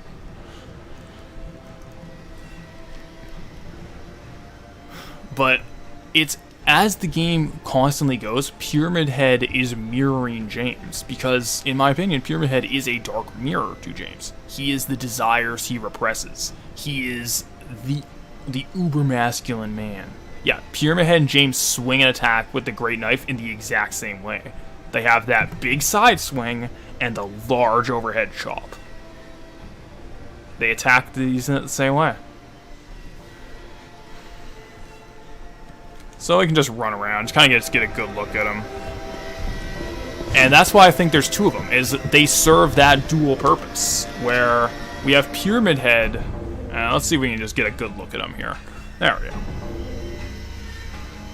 Where it's, again, look at who James is. He's this neurotic, emotionally fragile, soft boy kind of fucking guy. Like, he's limp-wristed. He doesn't act very much on his own. He only fights back when directly confronted. Like, he's a very passive character, all things considered. Comparing that with Pyramid Head.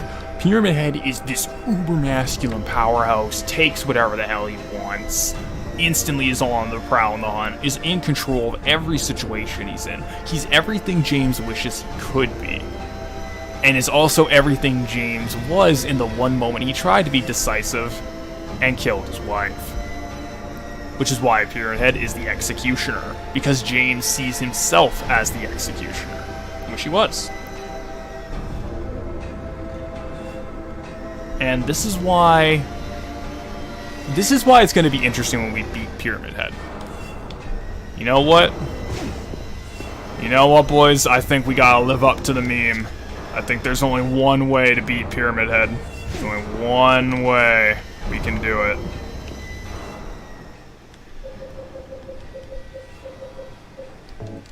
We gotta kill him with a fucking sword, bro.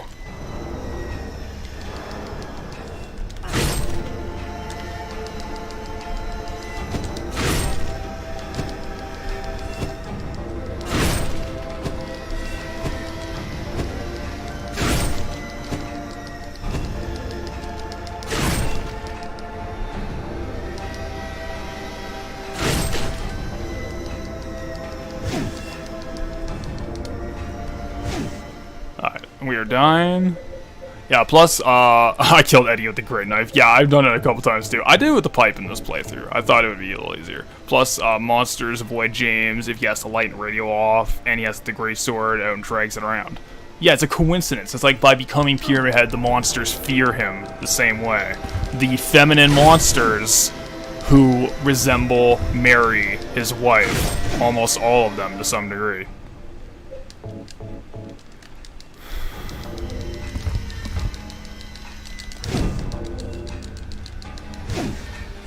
Yeah, unfortunately, we don't have the wide swing because of emulator shenanigans, so this is a little harder than I expected.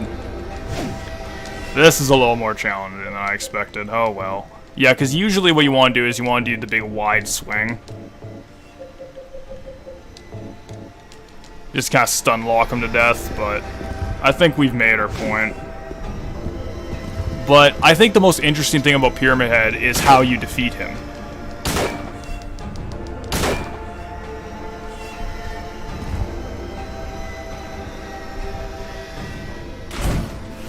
You don't.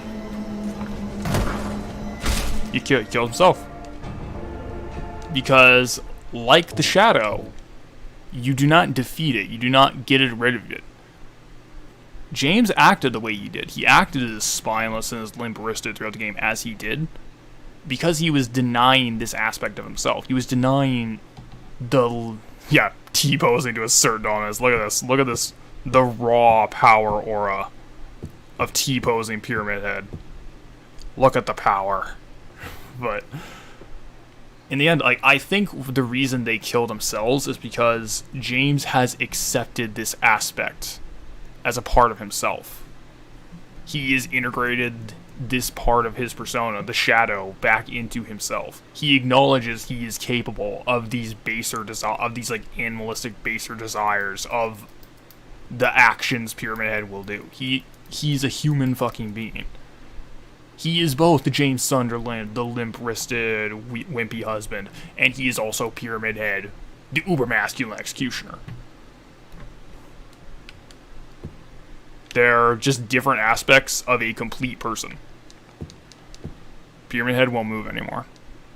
Looks like he's holding something. Got the rust-colored egg. Pyramid Head won't move anymore. Looks like he's holding something. Got the scarlet egg. That's why Pyramid Head kills himself, because James accepts him. And he's not necessary anymore. Oh boy, we still have a fair bit to go over. But let us use the puzzle. We have the scarlet egg and the rust-colored egg. Same thing, you can assume this is either Mary Maria or Mary Eddie, depending. Yeah, egg! You have to put the egg in the door to unlock it. The order also does not matter. It doesn't influence the ending in any way. And last thing worth noting, the final thing worth noting is, let's go look at the envelope that the initial letter came in. It's gone. After you beat Pyramid Head, or maybe even during the fight, I wasn't paying attention, the envelope is gone. There never was an envelope, the same way there never was a letter. It's completely disappeared. You don't need it anymore. You don't need that comforting lie.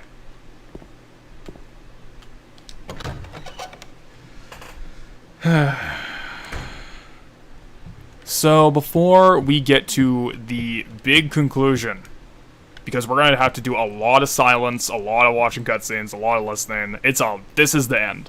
But before we get there, let's get to what I have been hinting at since the first Silent Hill in-depth we did 2 years back. What's the deal with Silent Hill? Why is it doing what it does? Let's just get to my idea.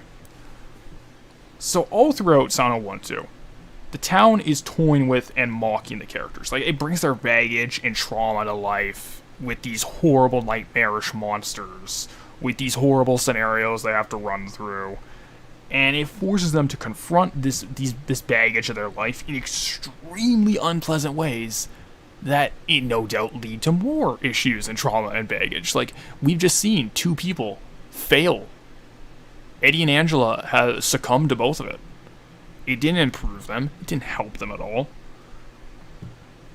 Also, let's establish, as I've been saying, in my opinion, there 100% is a supernatural, otherworldly, eldritch, if you will, if you want to use that overused word, presence in Silent Hill. There is something in the town that is there.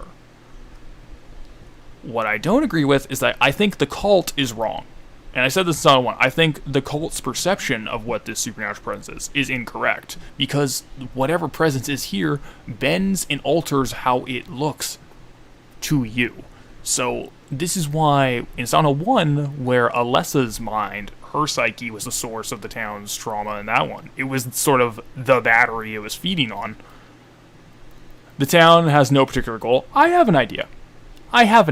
And it's kind of dirt simple, and it's mostly based on something that the series has openly stated is an influence. We'll get to it.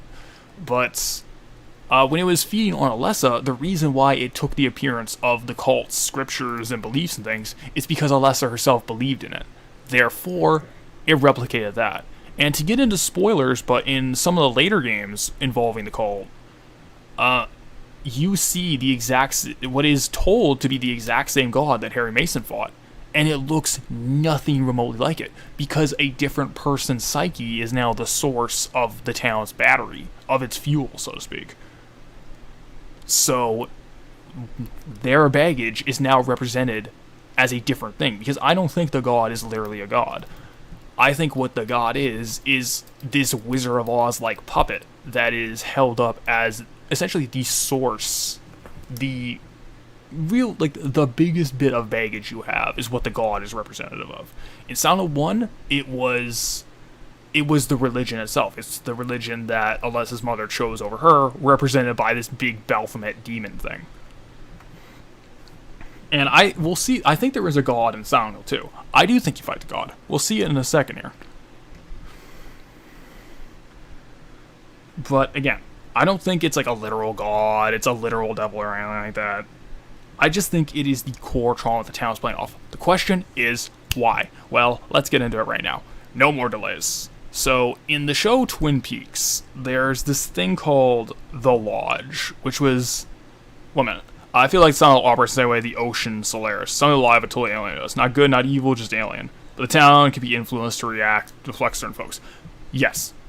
Solaris has so many similarities to Silent Hill that it has to be an influence to some degree. Yeah, that book's pretty good. Exactly. Like, Solaris has so many connections and links to, like, thematic things in Silent Hill. I would be shocked if it was not an influence. But I'm actually talking about Twin Peaks, which has actually been listed as an influence. But in the show Twin Peaks, there's this thing called The Lodge. And The Lodge is similar to the Fog/Otherworld, where it's this other place that entities live in. And essentially, what the creatures from the Lodge do in the show is they will enjoy spreading pain, misery, trauma, and emotional turmoil to the people living in Twin Peaks, and outside of it, out in the whole world, as later entries in the series would show. And in the movie, Fire Walk with Me, I'm off, great commentary, mate. Thanks for stopping by. I'm really glad you guys are enjoying it. We're almost done, but knowing me, this is going to take like another 45 minutes. But in the Twin Peaks movie, Fire Walk with Me, you kind of get an idea of what specifically is the reason the Lodge entities are trying to spread this much misery. As simple as it is, it's food. They eat it. It's this very Orgone energy concept, where by forcing people to create this much negative energy, they feed off of it. They call it Garmonbogia. Orgone energy is another term for it in like a lot of old school magic occult books and things like that. But essentially, they just use people as like these things to like squeeze juice out of. And once they're done, they just leave. Or they let them die. Or, whatever. It doesn't matter. They're indifferent. They gotta eat. This is how they do it. This is unfortunately what they must do. And I think that's what the town is. It is like the ocean in Solaris. It's just this thing. It's not good, it's not evil, and I think the reason it's showing this much baggage to people is because it just eats the energy. Which is where the notes come from. I think the notes are just these residual bits of trauma that the town itself has already kind of consumed. And it just has these little crumbs of it lying around. And it's why specifically at the very end, you can face the god, and yeah, you can escape, sure, but it's not because the town particularly gives a shit. It's not because it cares at all, no. It's because by facing your core baggage, you have been juiced and milked for all you have been made, all of your worth. All of the use you could have to the town for just consumption is done. It's over. Alright, you can go. Because ultimately it doesn't matter. Live or die, escape or be trapped in Silent Hill, it doesn't matter to it. It just matters that it got what it needed to survive. And I think that's what it is. As simple as it sounds, that's kind of how I'm starting to see it. It's this very, very weird, larger-than-life thing. But I digress. Ultimately, at the end of the day, even that I don't think is that important. It's just like kind of background lore. Because ultimately what matters in Silent Hill, even Silent Hill 1, as basic as it is, it's the people. It's the human side of the story. That's what matters. That's what I invested in. That's what it seems like anyone who loves this series invested in. So the real things that matter, the only things left that matter, are, in this case, James and Mary. Just tying up those loose ends.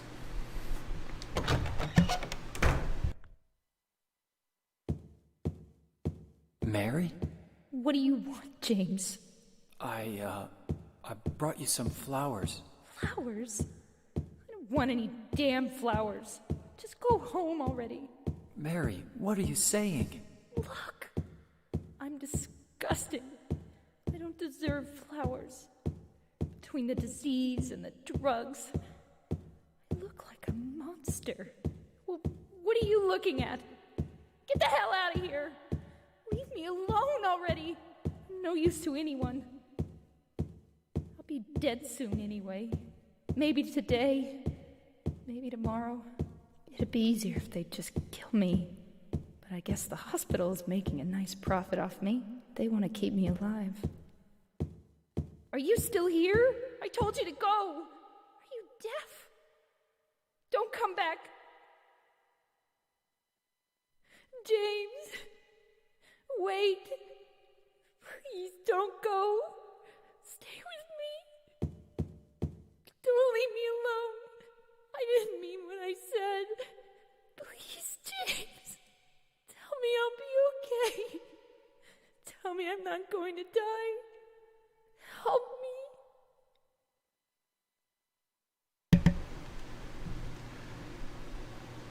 I really like that little glimpse into what I believe was the entire 3 years of Mary's illness. Just a little glimpse in the day of it. So, Guy Seehee, he's maybe not the most reliable source of information for this game, since, obviously he didn't write it, didn't really have that much influence on story direction, but I like the way he describes Mary and James' relationship. It's not as simple as one is good, the other is bad, no matter how you slice it. It's... Yeah, geez, the women say one thing, mean another, am I right? We'll get to that in a second here. I think that's actually very intentional, but...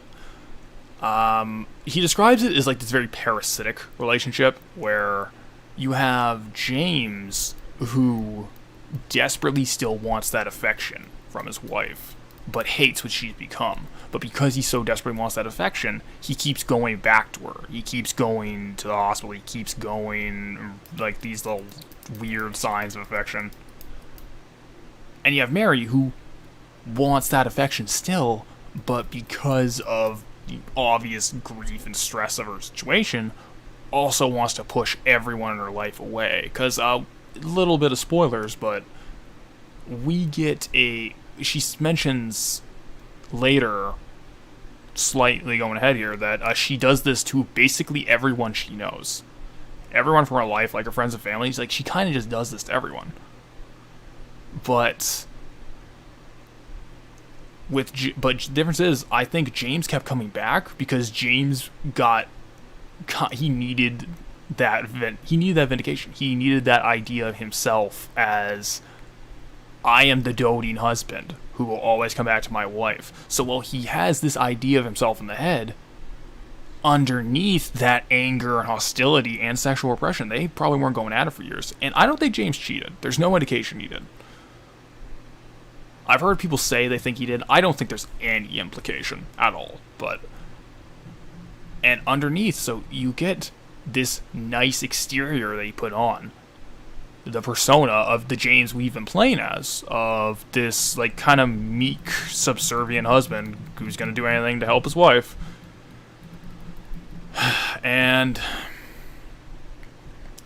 But then you have underneath, you have the shadow brewing that eventually became Pyramid Head. You have the merciless executioner, the hyper-masculine sex machine that will take whatever the hell it wants. That was the shadow brewing as he was repressing what he actually felt.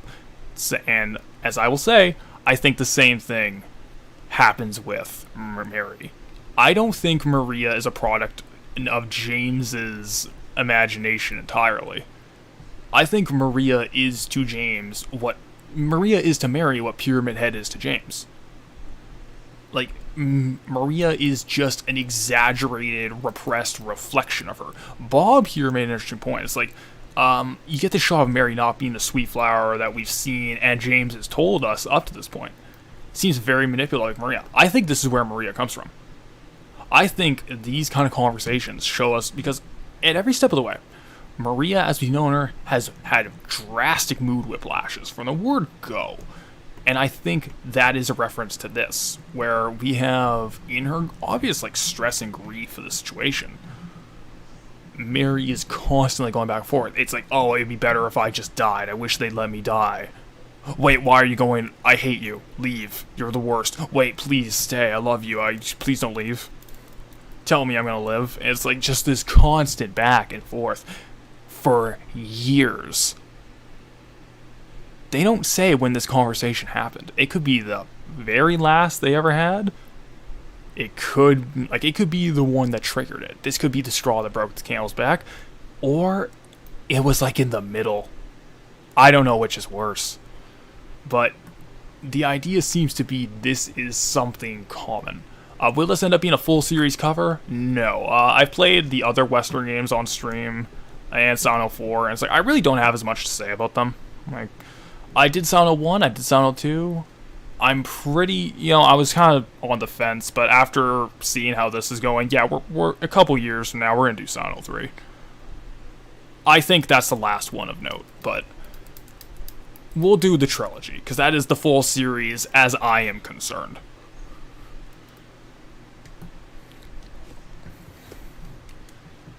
But, yeah. Again, I don't think that Maria is what James wished Mary would be. Like, that's one of the common interpretations you always see people kind of have. Like, oh, it's like his wish fulfillment, perfect wife. I don't agree with that. I don't ever think that is. I think it's more of like an exaggeration of who she was. Blue Stinger, deep lore, deep dive. Hell yeah. But again, it's the same way James is not this, like, nothing devoted, like, he's not this meek, devoted husband, and he's not just the merciless executioner. He's both of them with more in between, because he's a human being. The same thing goes with Mary. She's not just the nice, conservatively dressed, sweet flower, the doting wife that James claims, and she's not just like the overly flirtatious, verbally abusive Maria either. She's both of them because she's a fucking human being, and human beings are complicated. It's like, yeah, you know what? They say like, oh, your clothes are different from Mary. It's like, you're telling me Mary would never dress like that in any capacity for her husband? Really? Like, you're telling me like she wouldn't try to be like sexually appealing to her husband in any way? No? Seems silly to me. And I think that simplistic view of Mary and Maria, which led to that dichotomy that Silent Hill fed off of, is the same simplistic view of James and Pyramid Head, when in reality, it's a mix of the two. The real Mary was the loving, doting wife, and she was the verbally abusive, kind of like Harpy, and she was the overly flirtatious one. Because she's a person. She's complicated.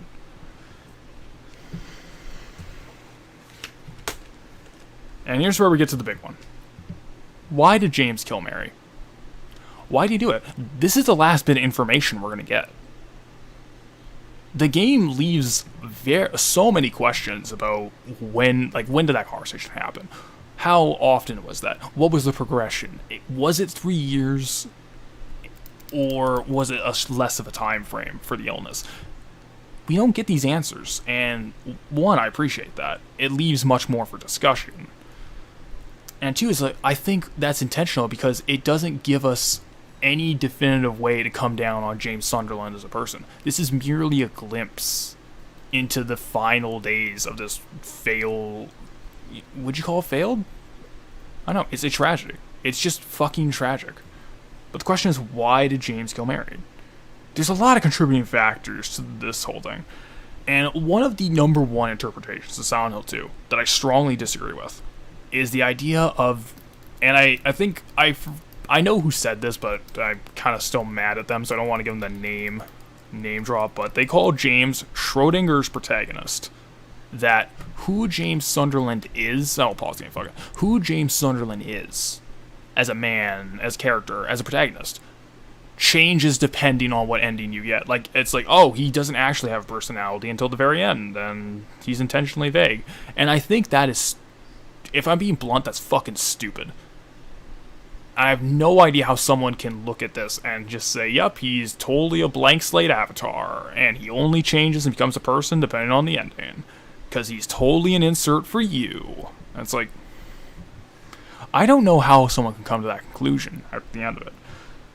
Because, look, one, it undermines James Sunderland as a written character, who I would argue is one of the best written video game protagonists. Did they confuse James with Murphy? It seems like they, you know what, yeah. They are assuming James is what Murphy is, where his actions completely are his actions and reactions change depending on if you hit A or B. Rather than, one, it undermines James, because I believe he is one of the best written video game protagonists, like easily. He's one of the best.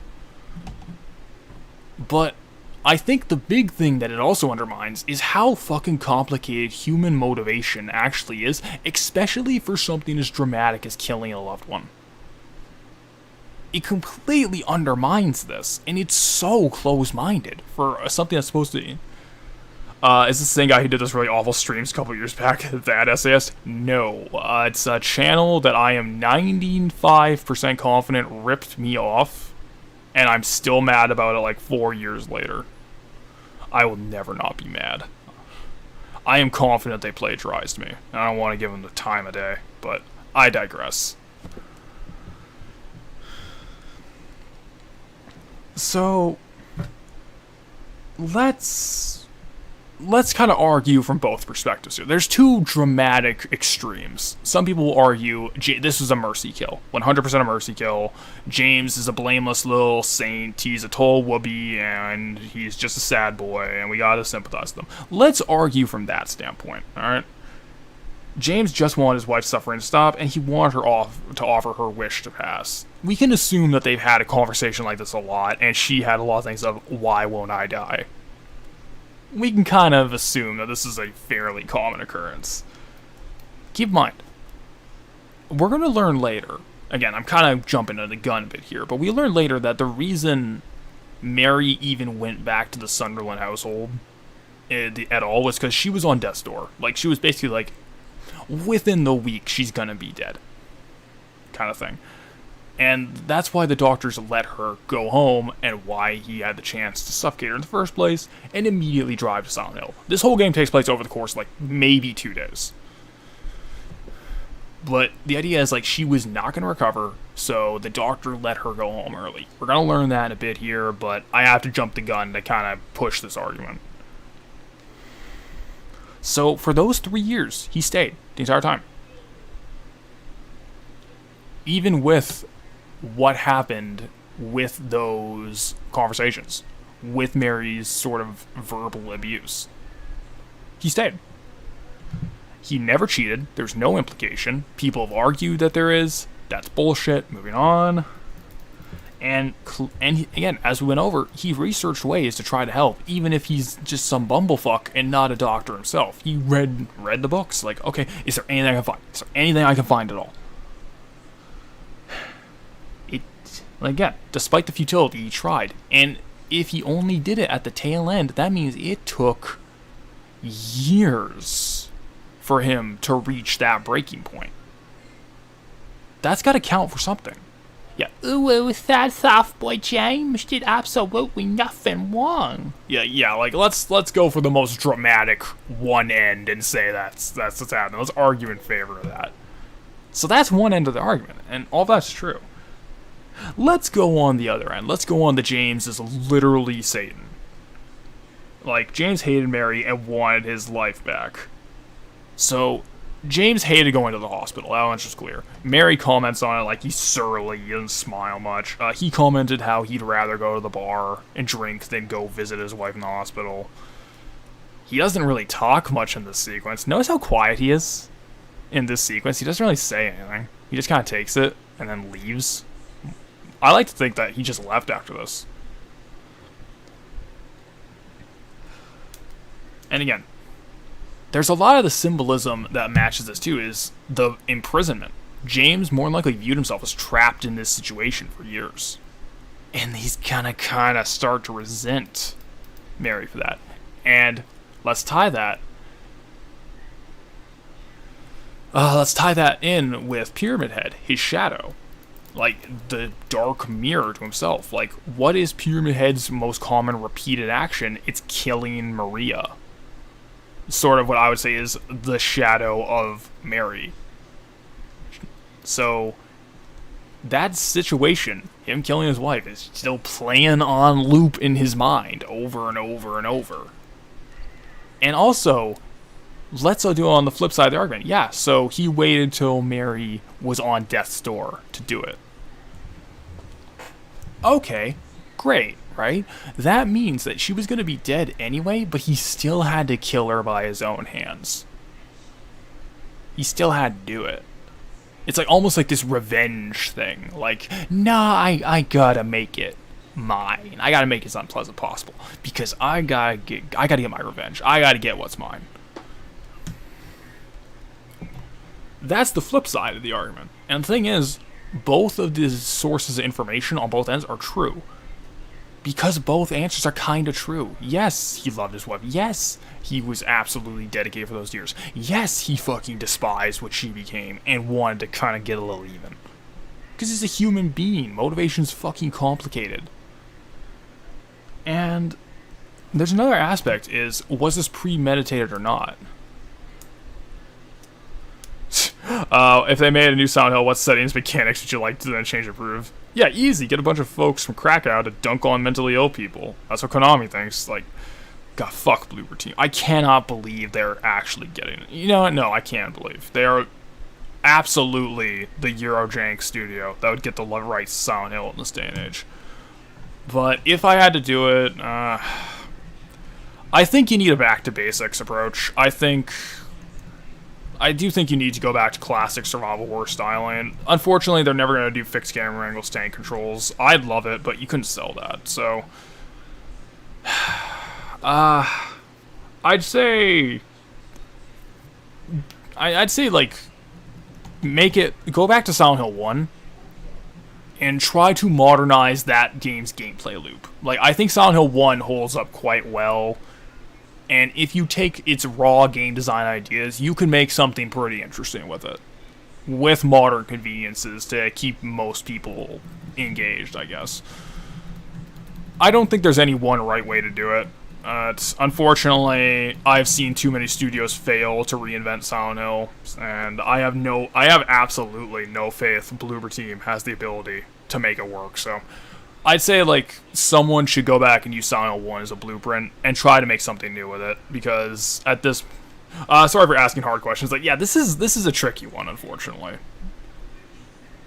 I'd say, yeah, I'm gonna stick with that. Like, someone should use Silent Hill 1 as the template and try to do something new with it. Like, I'm not saying just, like, copy the setup, copy the cult, copy the imagery, all that stuff. Like, use the raw game design of Silent Hill 1's loop and try to make something around that. I think that's what we should do. So go back to basics. But again, like we were talking earlier, like, was this premeditated or was this a crime of passion? There's no answer. In fact, well, I said it was premeditated. That could be complete bullshit. This could easily just be a crime of passion. What if the conversation we heard here was the last conversation they had? Mary's home now. She's just here, you know. This is her last time coming home, probably. And she's gonna spend the last time these two have together just screaming and ranting at him. What if this is the moment James said, yeah, tonight's the night, she's dead. Yep, tonight's it. And he just snapped. Like, crimes of passion are the most common for homicide.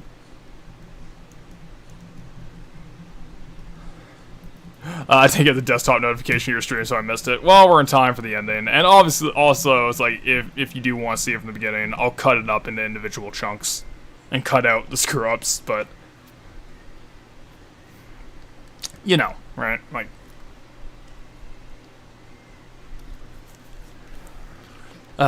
But, yeah. Again, you know. It might actually explain his actions, too. Where I presumed, and I'm supported by one of the 3 endings of the original game, is I think James came to Silent Hill specifically to kill himself. I think that's why he was parked out front of where the lake is, to drive into it, and why his car was open and hastily parked, because he wasn't planning on parking for long. And I think you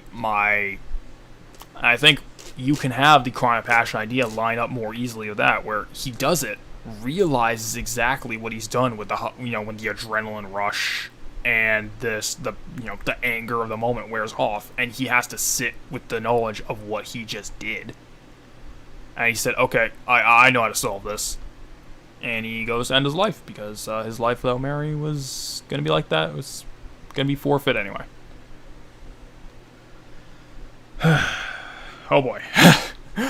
This is, like I said, this is when we get, like, this is when shit gets a little grim. It's been grim up to now, but this is something else. I think the point is that the situation is complicated.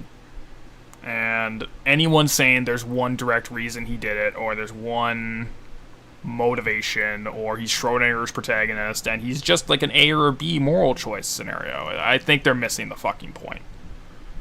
This is a tragedy. This is an unfortunately grounded tragedy, and it ended in the worst possible way. And I have to reset my fucking controller, because of course I do.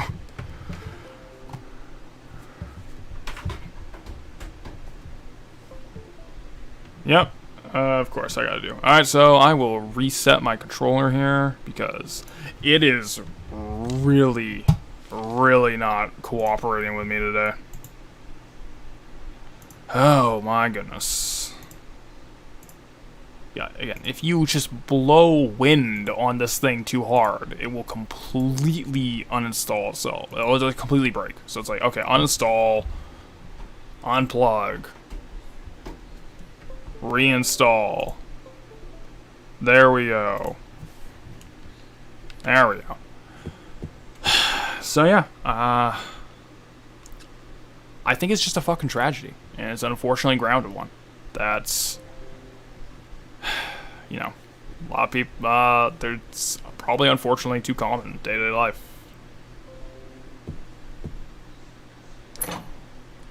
There's only one way to end it, though. It's not over yet. So I said there were 2 moments of the game of flowing water. This is the second one. It's raining. The water is rippling and moving. It's no longer stagnant. And you're above it. Yikes, did I miss most of the stream? Yeah, we're at the final boss. We're basically done here. Sorry, man. But, yeah, it's raining. There's only 2 moments of the game that it rains. It's just as James is finally challenged on the idea of the whole "my wife died 3 years ago" thing, and right here, as he is forced to confront the truth, and he has accepted it. He has accepted what he has done. Yeah, it's rippling and moving, vibrating with motion. But yeah, the water's not stagnant. It's raining. It's flowing fresh water. It is no long. Looks like a looks like a downpour. God damn it! But yeah, it is Kagare. It is no longer Kagare water. It is spiritually clean. It is a heavy rain, when I say. And we must go kill the Origami Killer. Sam Nam J in front of FBI. But we're going up. Isn't that fucking interesting? Isn't that interesting? We're walking up. Every step of the way in this game, we have been going down. We went down for the holes. We've been going down to the basements. And now for an uninterrupted section, at the very last time we will be doing anything remotely close to exploring, we are ascending. With flowing water once again. Ain't that fucking interesting?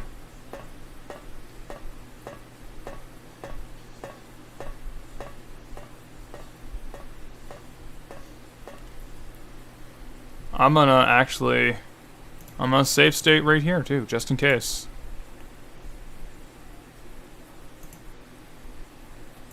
Just in case shit goes wrong. We're gonna do it right here.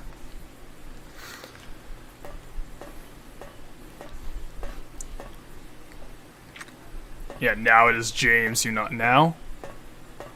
We're ready. I think it's time to finish this. So, I'm just gonna warn everyone right now. Yeah, Nam and Jay and the special AIFBIs. I'm gonna warn everyone right now, we're gonna be doing a lot of talking. This is gonna be a lot of pausing, a lot of talking, and the ending is gonna be just listening and silence. I won't have anything to say until the credits. We're gonna have a little moment. One last moment to talk up ahead, but once I mute the mic, it's gonna be waiting until the credits. And yeah, this is it. Wow.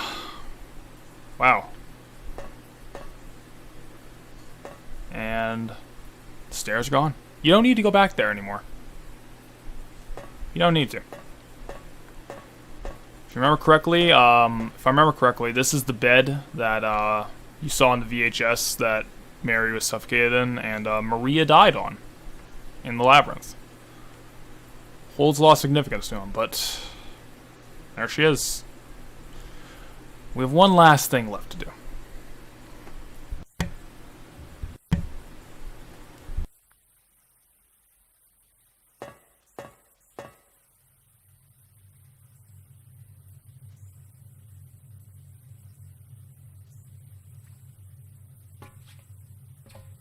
Mary?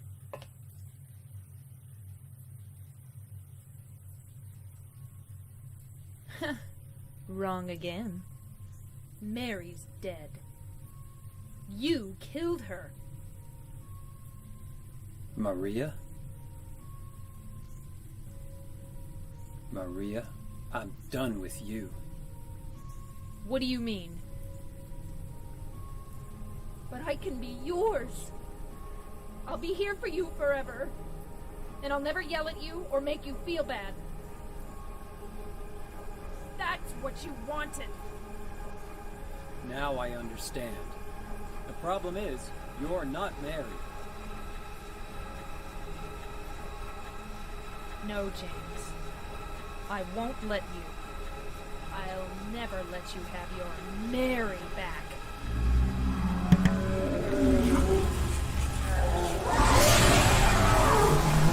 So there we are. Anyone who's played Dead by Daylight, ouch. This is the cage that Pyramid Head puts survivors into. That's what it's a reference to. And of course, at the very end, we get some of the most raw music in the game. Yeah, she's yelling at him and making him feel bad right now! But, yeah, this is the final boss. It is, in my opinion, this is the god. It is a manifestation of James's core baggage. It is this nightmarish, monstrous version of Mary. Of course it is. What else could it have been? But it's very interesting when Bob says, like, that's a lie. I don't know what he's referring to, but if he's referring to the idea that you're not Mary, That's true and it isn't. Because, as we've gone over, Maria is a part of his wife. It is a part of Mary. And James here is still rejecting that to some degree. Which, I think that's why he has to fight it. That's why there's a boss fight here, because his arc, his journey to accept isn't over. He's not accepting this part of his wife. I mean, I won't make you feel bad. Yeah, well, that's a fucking lie, too, but I think it's like that's why there's a boss fight here. He's still not accepting this, that this is a part of his life to some degree. Also, let's just take a few seconds to look at it for game time. One, it's vomiting the moth butterflies at you as an attack. Once again, the symbol of resurrection and rebirth. But let's take a good look at it. Let's take a good look at it. What we have... There we go. Let's take a good look. What we have here is this inverted crucifix. This inverted crucifixion. And with the flesh at her side of her head there, looks almost like this nun's headwear. I forget the name of it.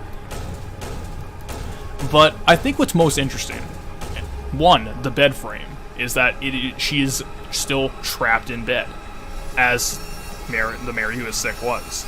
But what's interesting is earlier, the habit, thank you very much, yeah, it looks like a nun's habit almost. So what you have is sort of this bizarre mixture of designs, where you have like this holy, saintly... how on earth would she kill him with a bed? She'll strangle him with the she has a tentacle to strangle him with. And also the moths that she spit do damage, so... What you have here, essentially, is this very, like, deified, saintly depiction of his wife that is also at the same time monstrous and with the inverted crucifix. It's like the two massive extremes of James's perception of his wife merged together at once. Like, as we were saying, both of those extremes that he perceived were wrong. And as a real human being, she's someone in the center. But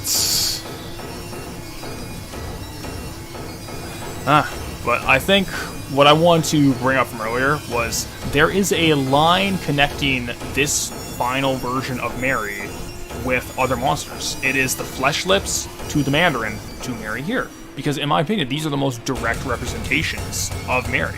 Where you have the Flesh Lips, which have this like bed frame cage design around them. That are these like sickly masses that also strangle you. Like, let's look at Mary's attack. What's her primary attack? Ow, get over here.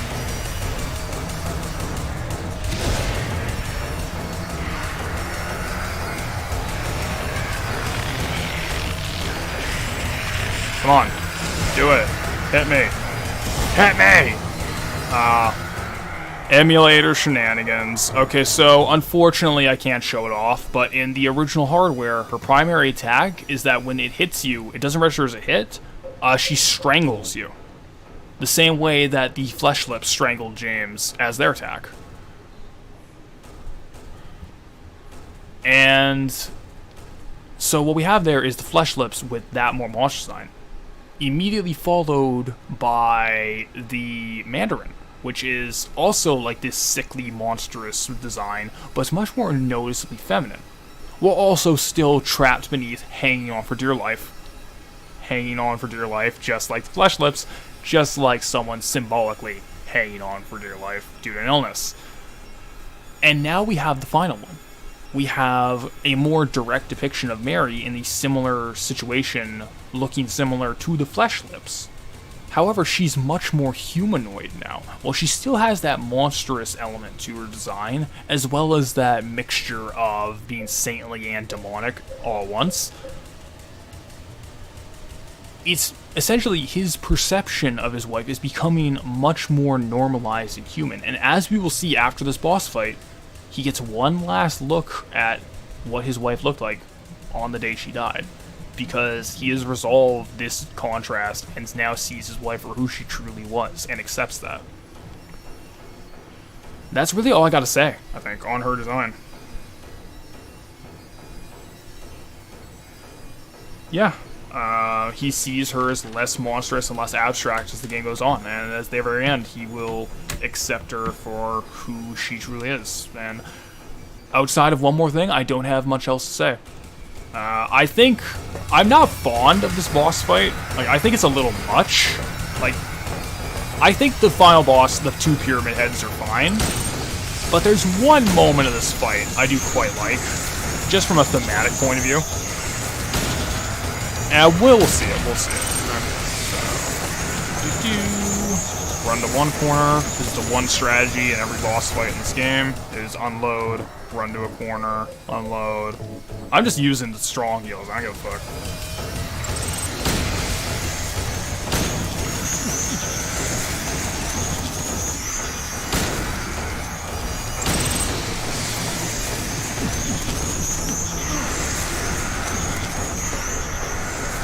Alright, we're moving on.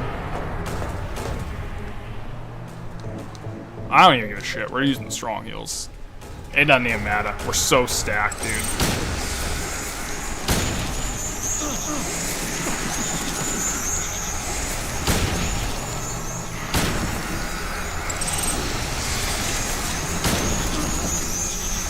We can get one more shot in. We can get one more. Gotcha. Oh, there it is. There it is. There's the strangulation, the same attack that the Flesh Lips used. Yeah, fuck it.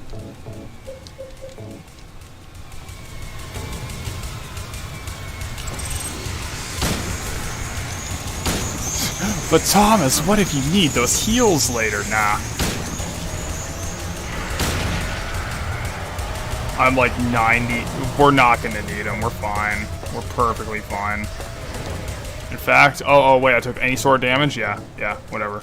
It doesn't even matter. It don't even matter. We're using them all. We're using them all.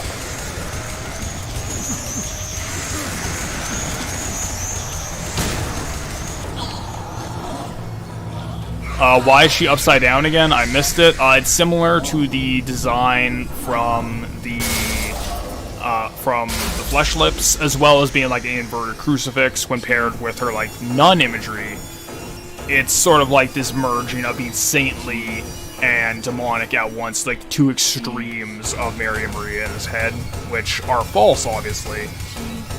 And this is sort of her resolution. So, Metal Gear Solid 3 ripped this off with the ending of the boss. There's only one more thing left to do.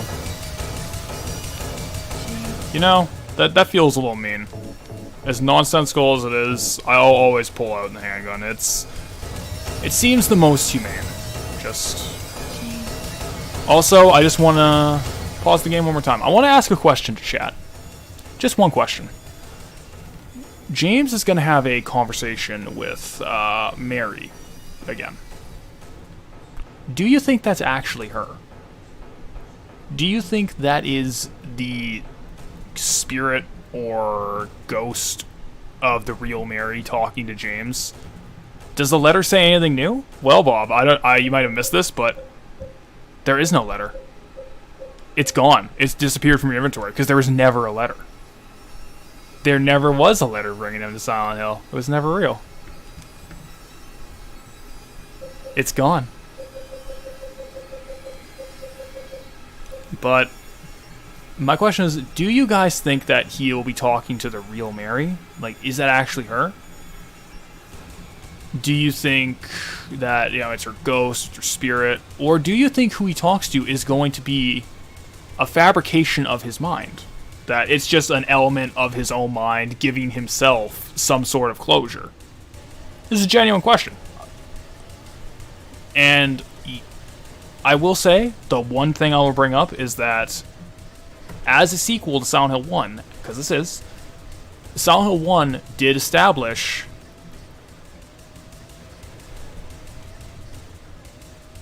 I think, not this one. I don't mean the one here. I mean the one in the cutscene immediately after this. After we shoot this Mary on the ground, do you think that's her? Because keep in mind, Silent Hill 1 establishes there are spirits, souls, ghosts, what have you, in this universe. That is an aspect of the Silent Hill mythos, of the afterlife here. as we see with the constant reincarnation of Alessa. So do you think that who he is going to talk to after we shoot this is the real Mary or not? Is it actually her? Or is it just an element of James's mind giving him closure? That's food for thought, because I'm going to have to mute my mic. This is a lot of cutscene. But there's only one way to end this.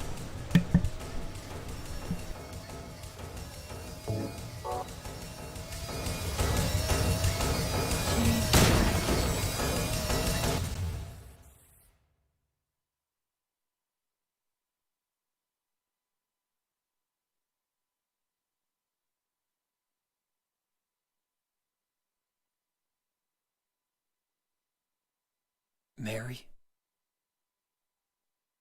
James.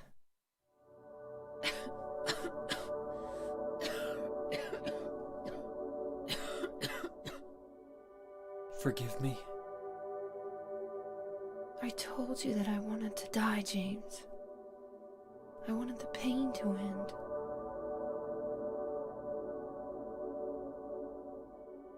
That's why I did it, honey. I just couldn't watch you suffer.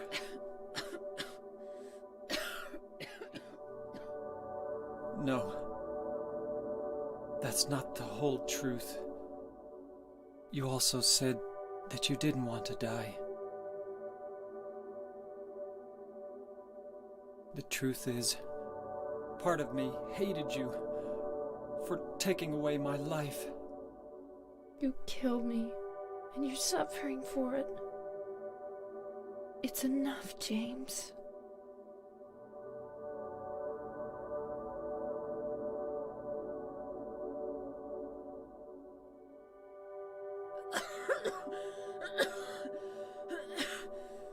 Mary?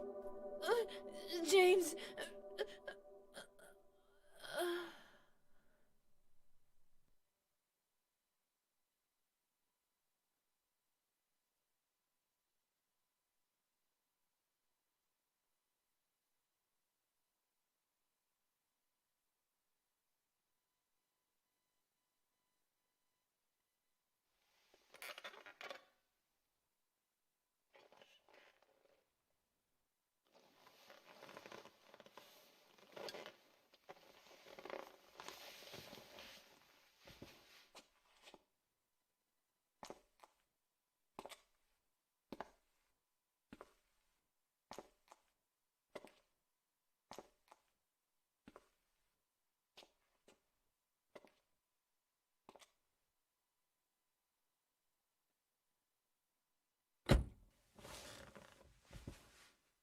Now I understand the real reason I came to this town.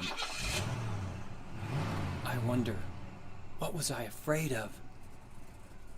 Without you, Mary, I've got nothing.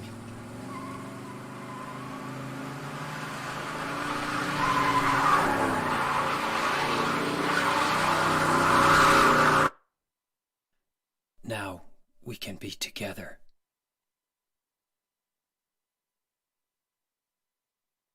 In my restless dreams, I see that town. Silent Hill. You promised you'd take me there again someday, but you never did. Well, I'm alone there now, in our special place, waiting for you. Waiting for you to come to see me. But you never do. And so I wait, wrapped in my cocoon of pain and loneliness. I know I've done a terrible thing to you. Something you'll never forgive me for. I wish I could change that. But I can't. I feel so pathetic and ugly laying here, waiting for you.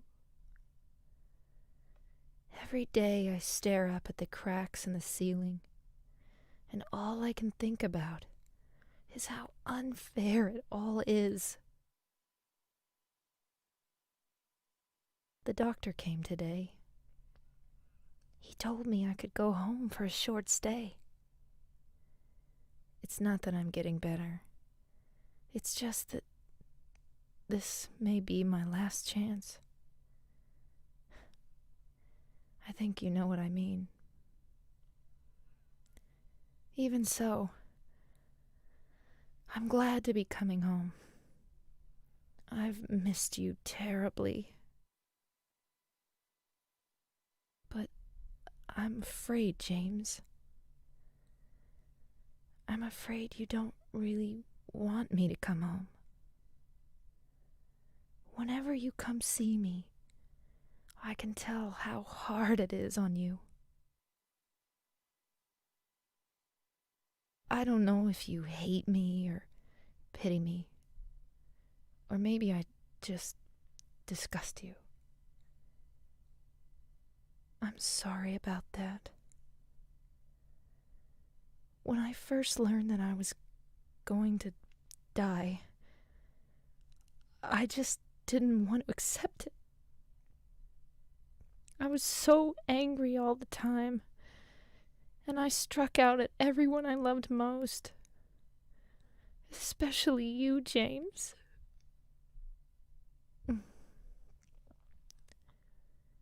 That's why I understand if you do hate me. But I want you to know this, James. I'll always love you. Even though our life together had to end like this, I still wouldn't trade it for the world. We had some wonderful years together. Well, this letter has gone on too long, so I'll say goodbye. I told the nurse to give this to you after I'm gone.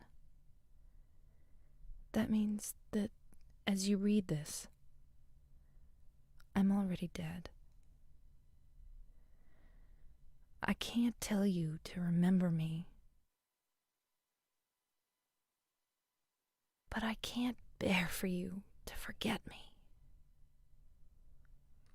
These last few years since I became ill, I am so sorry for what I did to you, did to us. You've given me so much, and I haven't been able to return a single thing. That's why I want you to live for yourself now. Do what's best for you, James.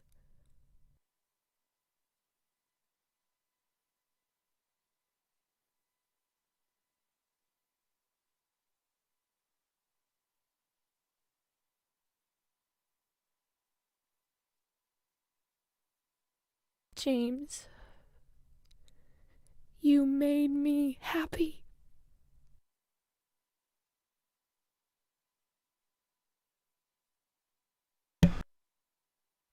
Still my favorite performance in a game. I 100% agree. That is, in my opinion, the single most touching bit of voice acting I have ever heard in a game. I've ever heard it, like, in anime and movies, etc. Like, it lands. It fucking lands. And I think the credits theme for the In Water ending is so totally off-putting. I hate it, kind of. So, honestly, I'm just gonna mute it, honestly. I think it sounds like shit, so. I don't know anything about Silent Hill. That letter moved me. It is heartbreaking. And, admittedly, this is where I'm gonna be like, yeah, this should not have been sandwiched between metal. Dude, this song, like, I hate this song. I hate it. It ruins the ending. But, you know what else ruins the ending? In Water itself. I'm gonna be blunt. This is my contrarian stance on Silent Hill 2. I think In Water is the least interesting of the base 3 endings. It is thematically it's a bad ending. I get it. It's because I took too long. By virtue, like, you get in water by taking too much damage and taking too long. The underwater scene means you went through that. Yeah, that's what the silence at the beginning was, where it's like, I know what I have to do. Now we can be forever. He drives into the lake. He goes through with what he came to Silent Hill to do. There's a lot of foreshadowing in favor of this ending, but if I'm being blunt, I don't like it, because it goes against the main theme of the game. It's thematically inconsistent, and it just feels like a cheap cop-out, haha, feel sad. We'll watch the other two endings on YouTube, because unfortunately my original plan of watching the endings based on save files fell through.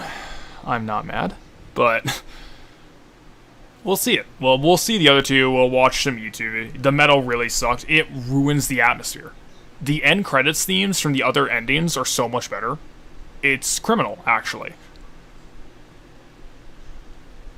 But, what happened to Angela? They don't explain, but it's presumed that she kills herself. There is one last scene. It's presumed that she kills herself. But there's one thing I want to read. I don't think it's Mary, but more so James really coming to terms with himself, understanding himself and why he did it. I think his real closure with her comes with the final letter. Like James, we can now see what the letter is, unclouded, unworded. I always thought Leave is my favorite. James isn't completely absolved. He still did something horrific, but he's made peace with himself and Mary. It should be a soft song. We're going to listen to the last two credits. I'm going to try and bring them up. But yeah, I think this is a thematically unsatisfying ending. What are you planning next? We're going to finish this up. I still have to do the scripted video for this as kind of like a condensed in summary of what I think of Silent Hill 2 was. In all the years of this game, I have never seen someone just make a video saying, here's what Silent Hill 2 is about. Like, they always get really hung up and like, here's what the monsters mean, here's what the symbolism means. Like, no one just gives like a basic, here's the main message. And I'll like reiterate it again after we watch Leave, which is my favorite ending. But we gotta see the other bad ending, which is still itself very interesting.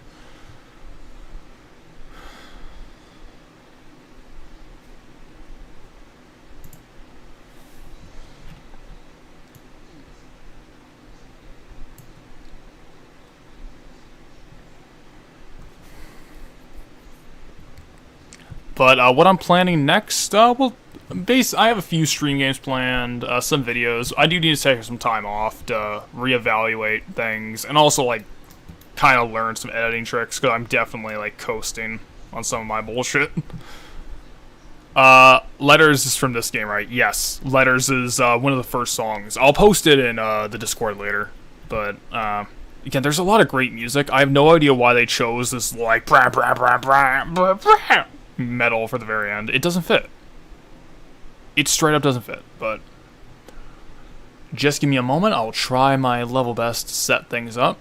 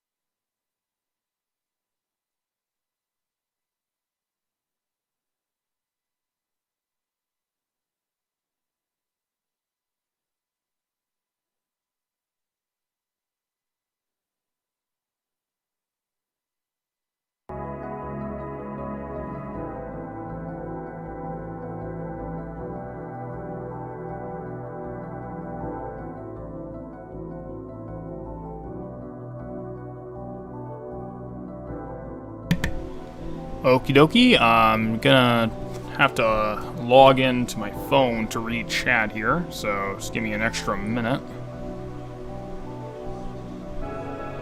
Just an extra minute here. We will be back on track momentarily. No, I don't want YouTube Premium. Fuck off with that.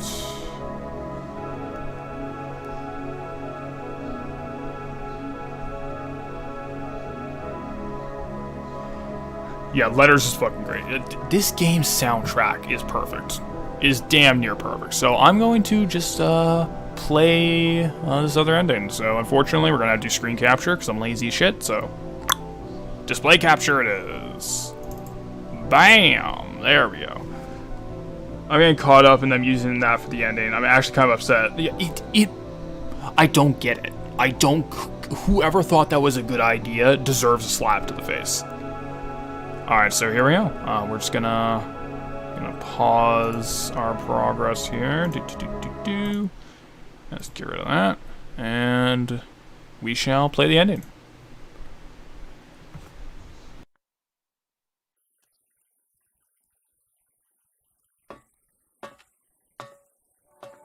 James, I've been waiting. Mary. I'm sorry it took so long. Didn't you want to see me? Yes, I wanted to see you. Even an illusion of you. That's why I came here. It's not true, is it? You killed me. I couldn't watch you suffer. Don't make excuses, James. I know I was a burden on you. You must have hated me. That's why you got rid of me. It's true. I may have had some of those feelings.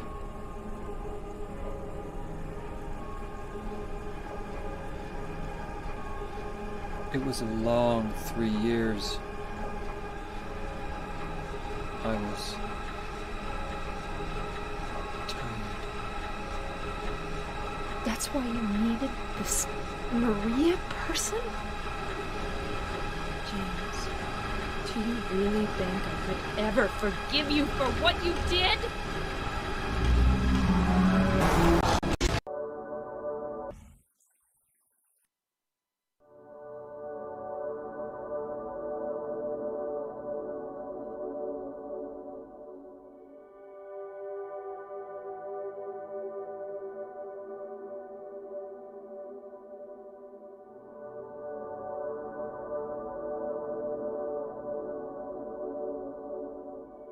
You killed Mary again?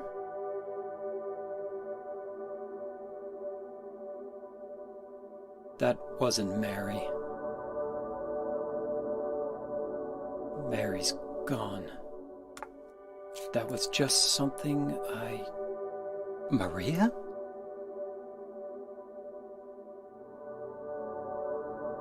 Maria? What, James? I want you. I want you with me. Are you sure? Come on. Let's get out of here. What about Mary? It's okay. I have you.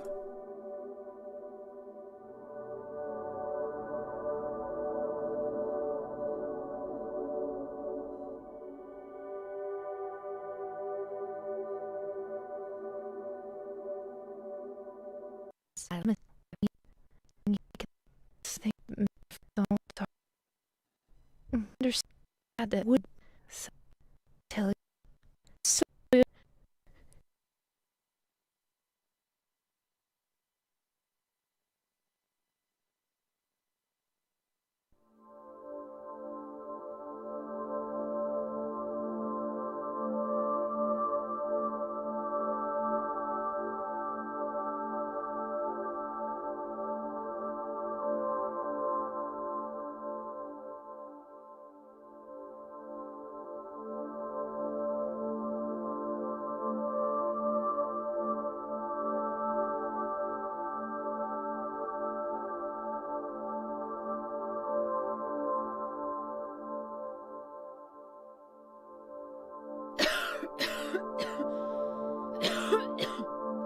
do something about that cough.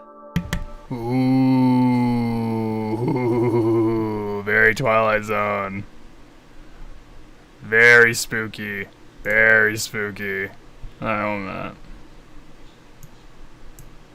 Yeah, we'll put like black screen over it again. Alright.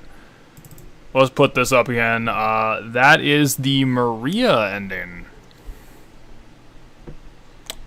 That one's pretty spooky. That's very Twilight Zone, that ending, honestly. So the idea is James has refused to actually accept it.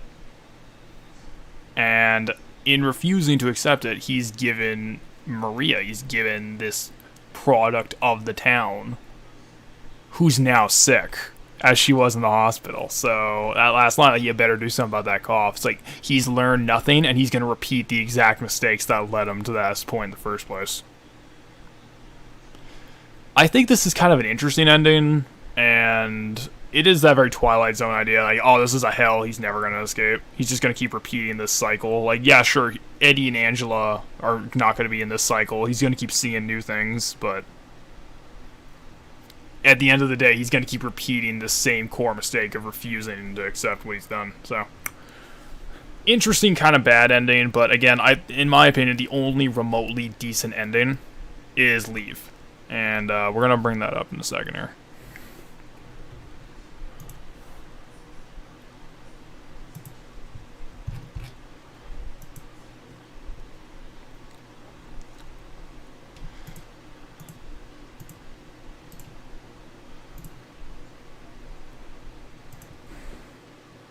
I love how fucking sinister James sounds. Yeah, it's like, there's something so wrong about the way he says that. Just so calm and matter of fact about it. That is just like kind of skin crawling, honestly. Like, ugh, no way. But in my opinion, this is kind of the best of the three endings. And so nice, I get to kill my wife twice. He gets to kill his wife to the end of time, because he can never escape now. It's very Twilight Zone. Very Twilight Zone. But if I had to make an assumption, this to me is the only ending that works.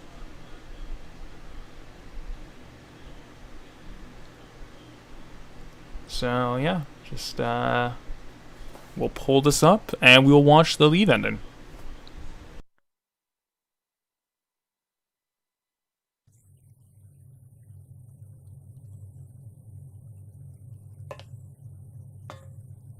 Mary?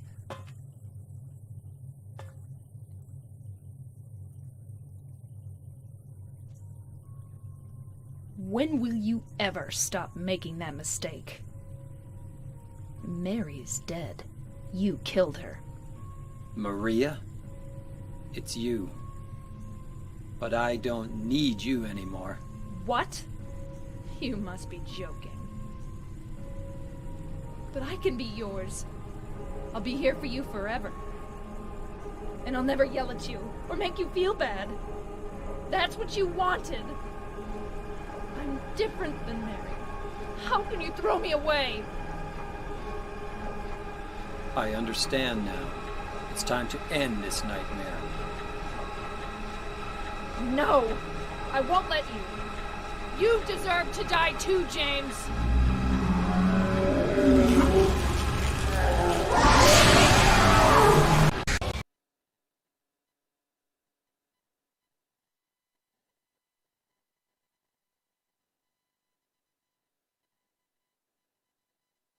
Mary?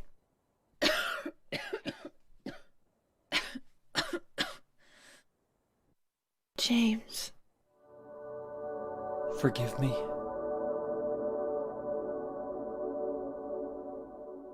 I told you that I wanted to die, James. I wanted the pain to end.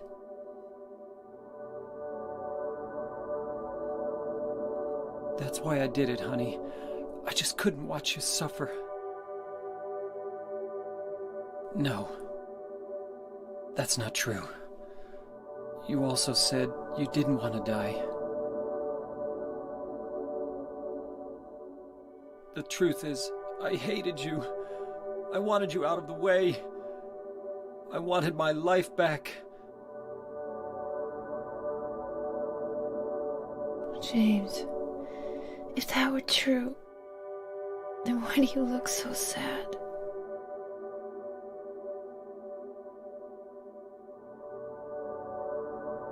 Mary?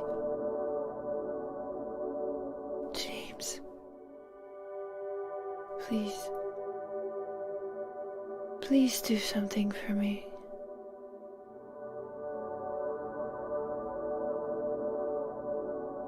Go on with your life.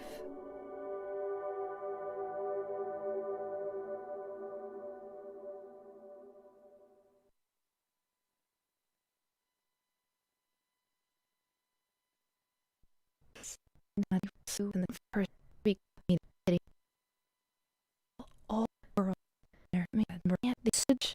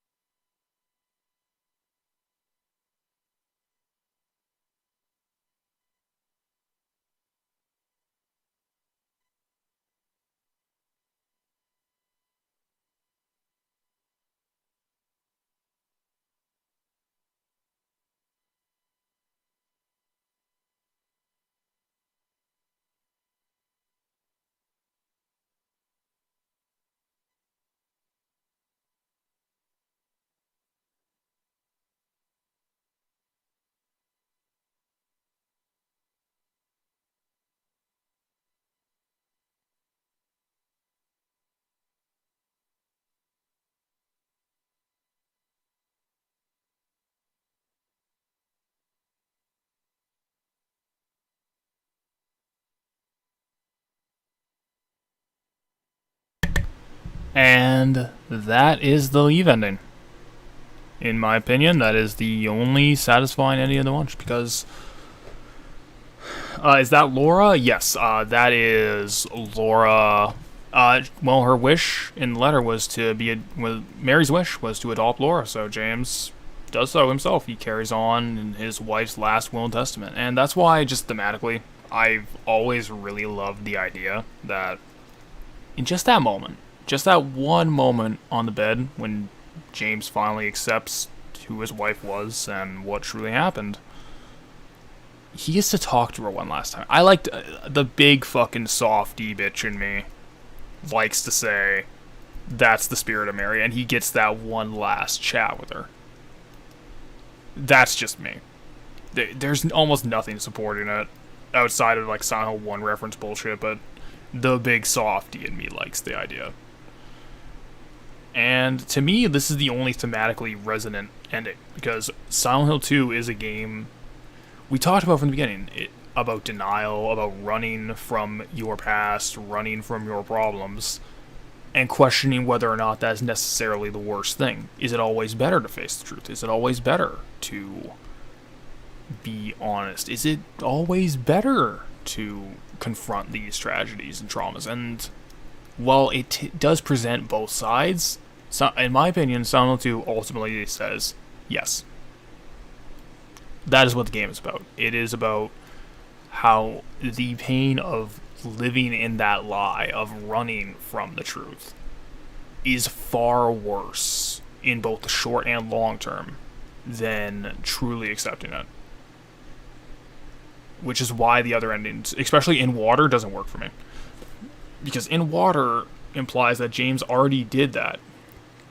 He already went through every trial and tribulation. He accepted it. And he kills himself anyway. Ultimate self-destruction. That's not what the point's about. Eddie and Laura died. Eddie and Angela died on the same arc that James went on. Because they didn't. They refused. James didn't refuse. He did accept it. He did face it. And the fact that he gets the same ending as they do, that doesn't fit for me. That's why Leave is the only ending I think lines up with the message Silent Hill 2 is trying to tell. And that's it. And such a grim game, I just prefer that final note of hope that it ends on. And that is Silent Hill 2. it's kind of surreal that we're done.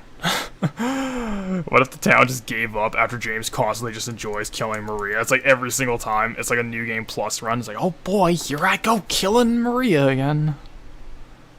Oh, what are you saying? The ending where James does voodoo cult bullshit to resurrect his wife isn't that good? What? I know, right? Like, how crazy.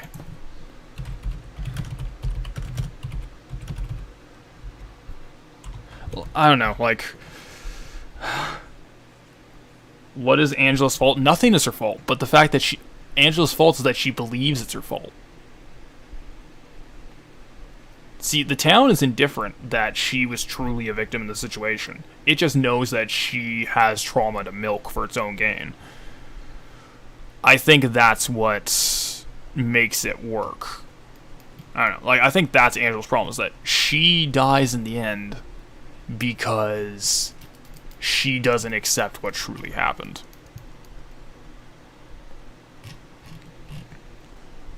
So, she dies, but she kills herself. And the thing is, like, James kills himself in the end. In the in-water ending, which is why I don't like it. It's like, no, Angela still had that delusion of...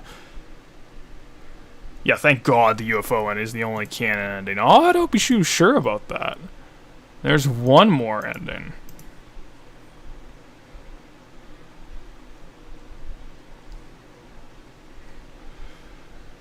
I mean, there's a dog ending, but I don't know.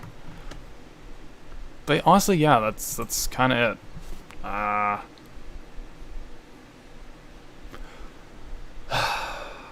There's nothing left to say, honestly. Like, I think I kind of got it all out there. Kind of, it's a little surreal that the project's over. The fact that it even happened, but yeah, to me, like, that is why. Yeah, it was you, wasn't it? You were behind this all along. And the dog just comes up and licks his face. It's fucking great. But that's Silent Hill 2. And, you know, I'll put lemons out. 1 minute. Anyone who wants lemons, get in chat. Hey, you want lemons? We're adding lemons to the chest. We're adding them. We're adding them. This is it.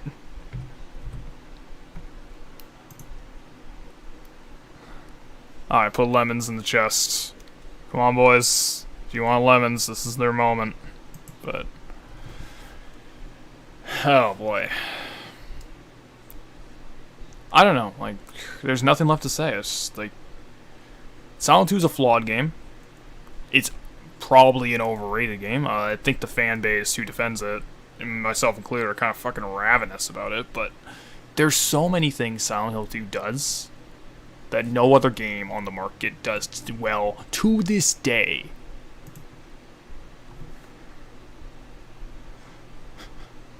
I have no idea what the lemons are. It's a DLive thing. I stream on DLive, but I don't know. Like,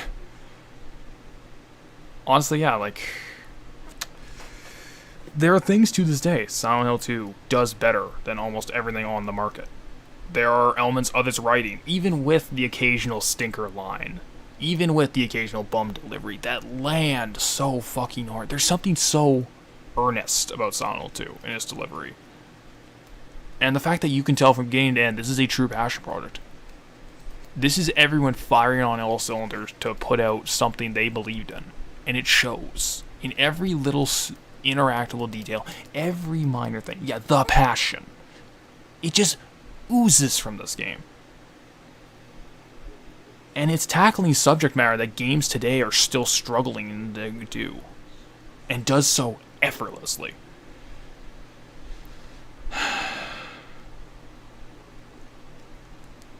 I'm thinking of the medium. Imagine if In Water... okay, well, In Water is not as bad as the medium. Like, the medium is... In Water, I think, is, like, unsatisfying. The medium's ending is fucking sadistic. Like, I hate it. It is genuinely terrible. Great walkthrough, dude. Thank you. Like, I'm gonna be real. I was genuinely nervous starting this. How do you limit something that you love? You know, like, to the degree... like, I hope I got that across, that I love Silent Hill 2. I really do, and I hope I wasn't too overbearing and just gushing about it. I tried to present criticisms, so try to be a little more open about it, but yeah, this is probably my favorite game. This is probably one of my favorite pieces of media, and it's one of the things that has resonated with me very hard. Yeah, it's fine, but it's no Moonbase Alpha. Sato's real masterpiece. If the Steam sale is still going, I should probably buy that for the memes, but who knows? Maybe we'll finish up Silent Hill 2, because we're not done, technically. There's still Born from a Wish. There's a campaign for that. We're not going to do it tonight. Probably not going to do it this week, for the rest of the week, but there is technically more Silent Hill 2 to do. So, I'll think about it. I'll wait and see, but I think it's free? God damn, I gotta jump on that. But thank you. Thank you one and all for coming out. Thanks for watching from this game. I'll see you next time.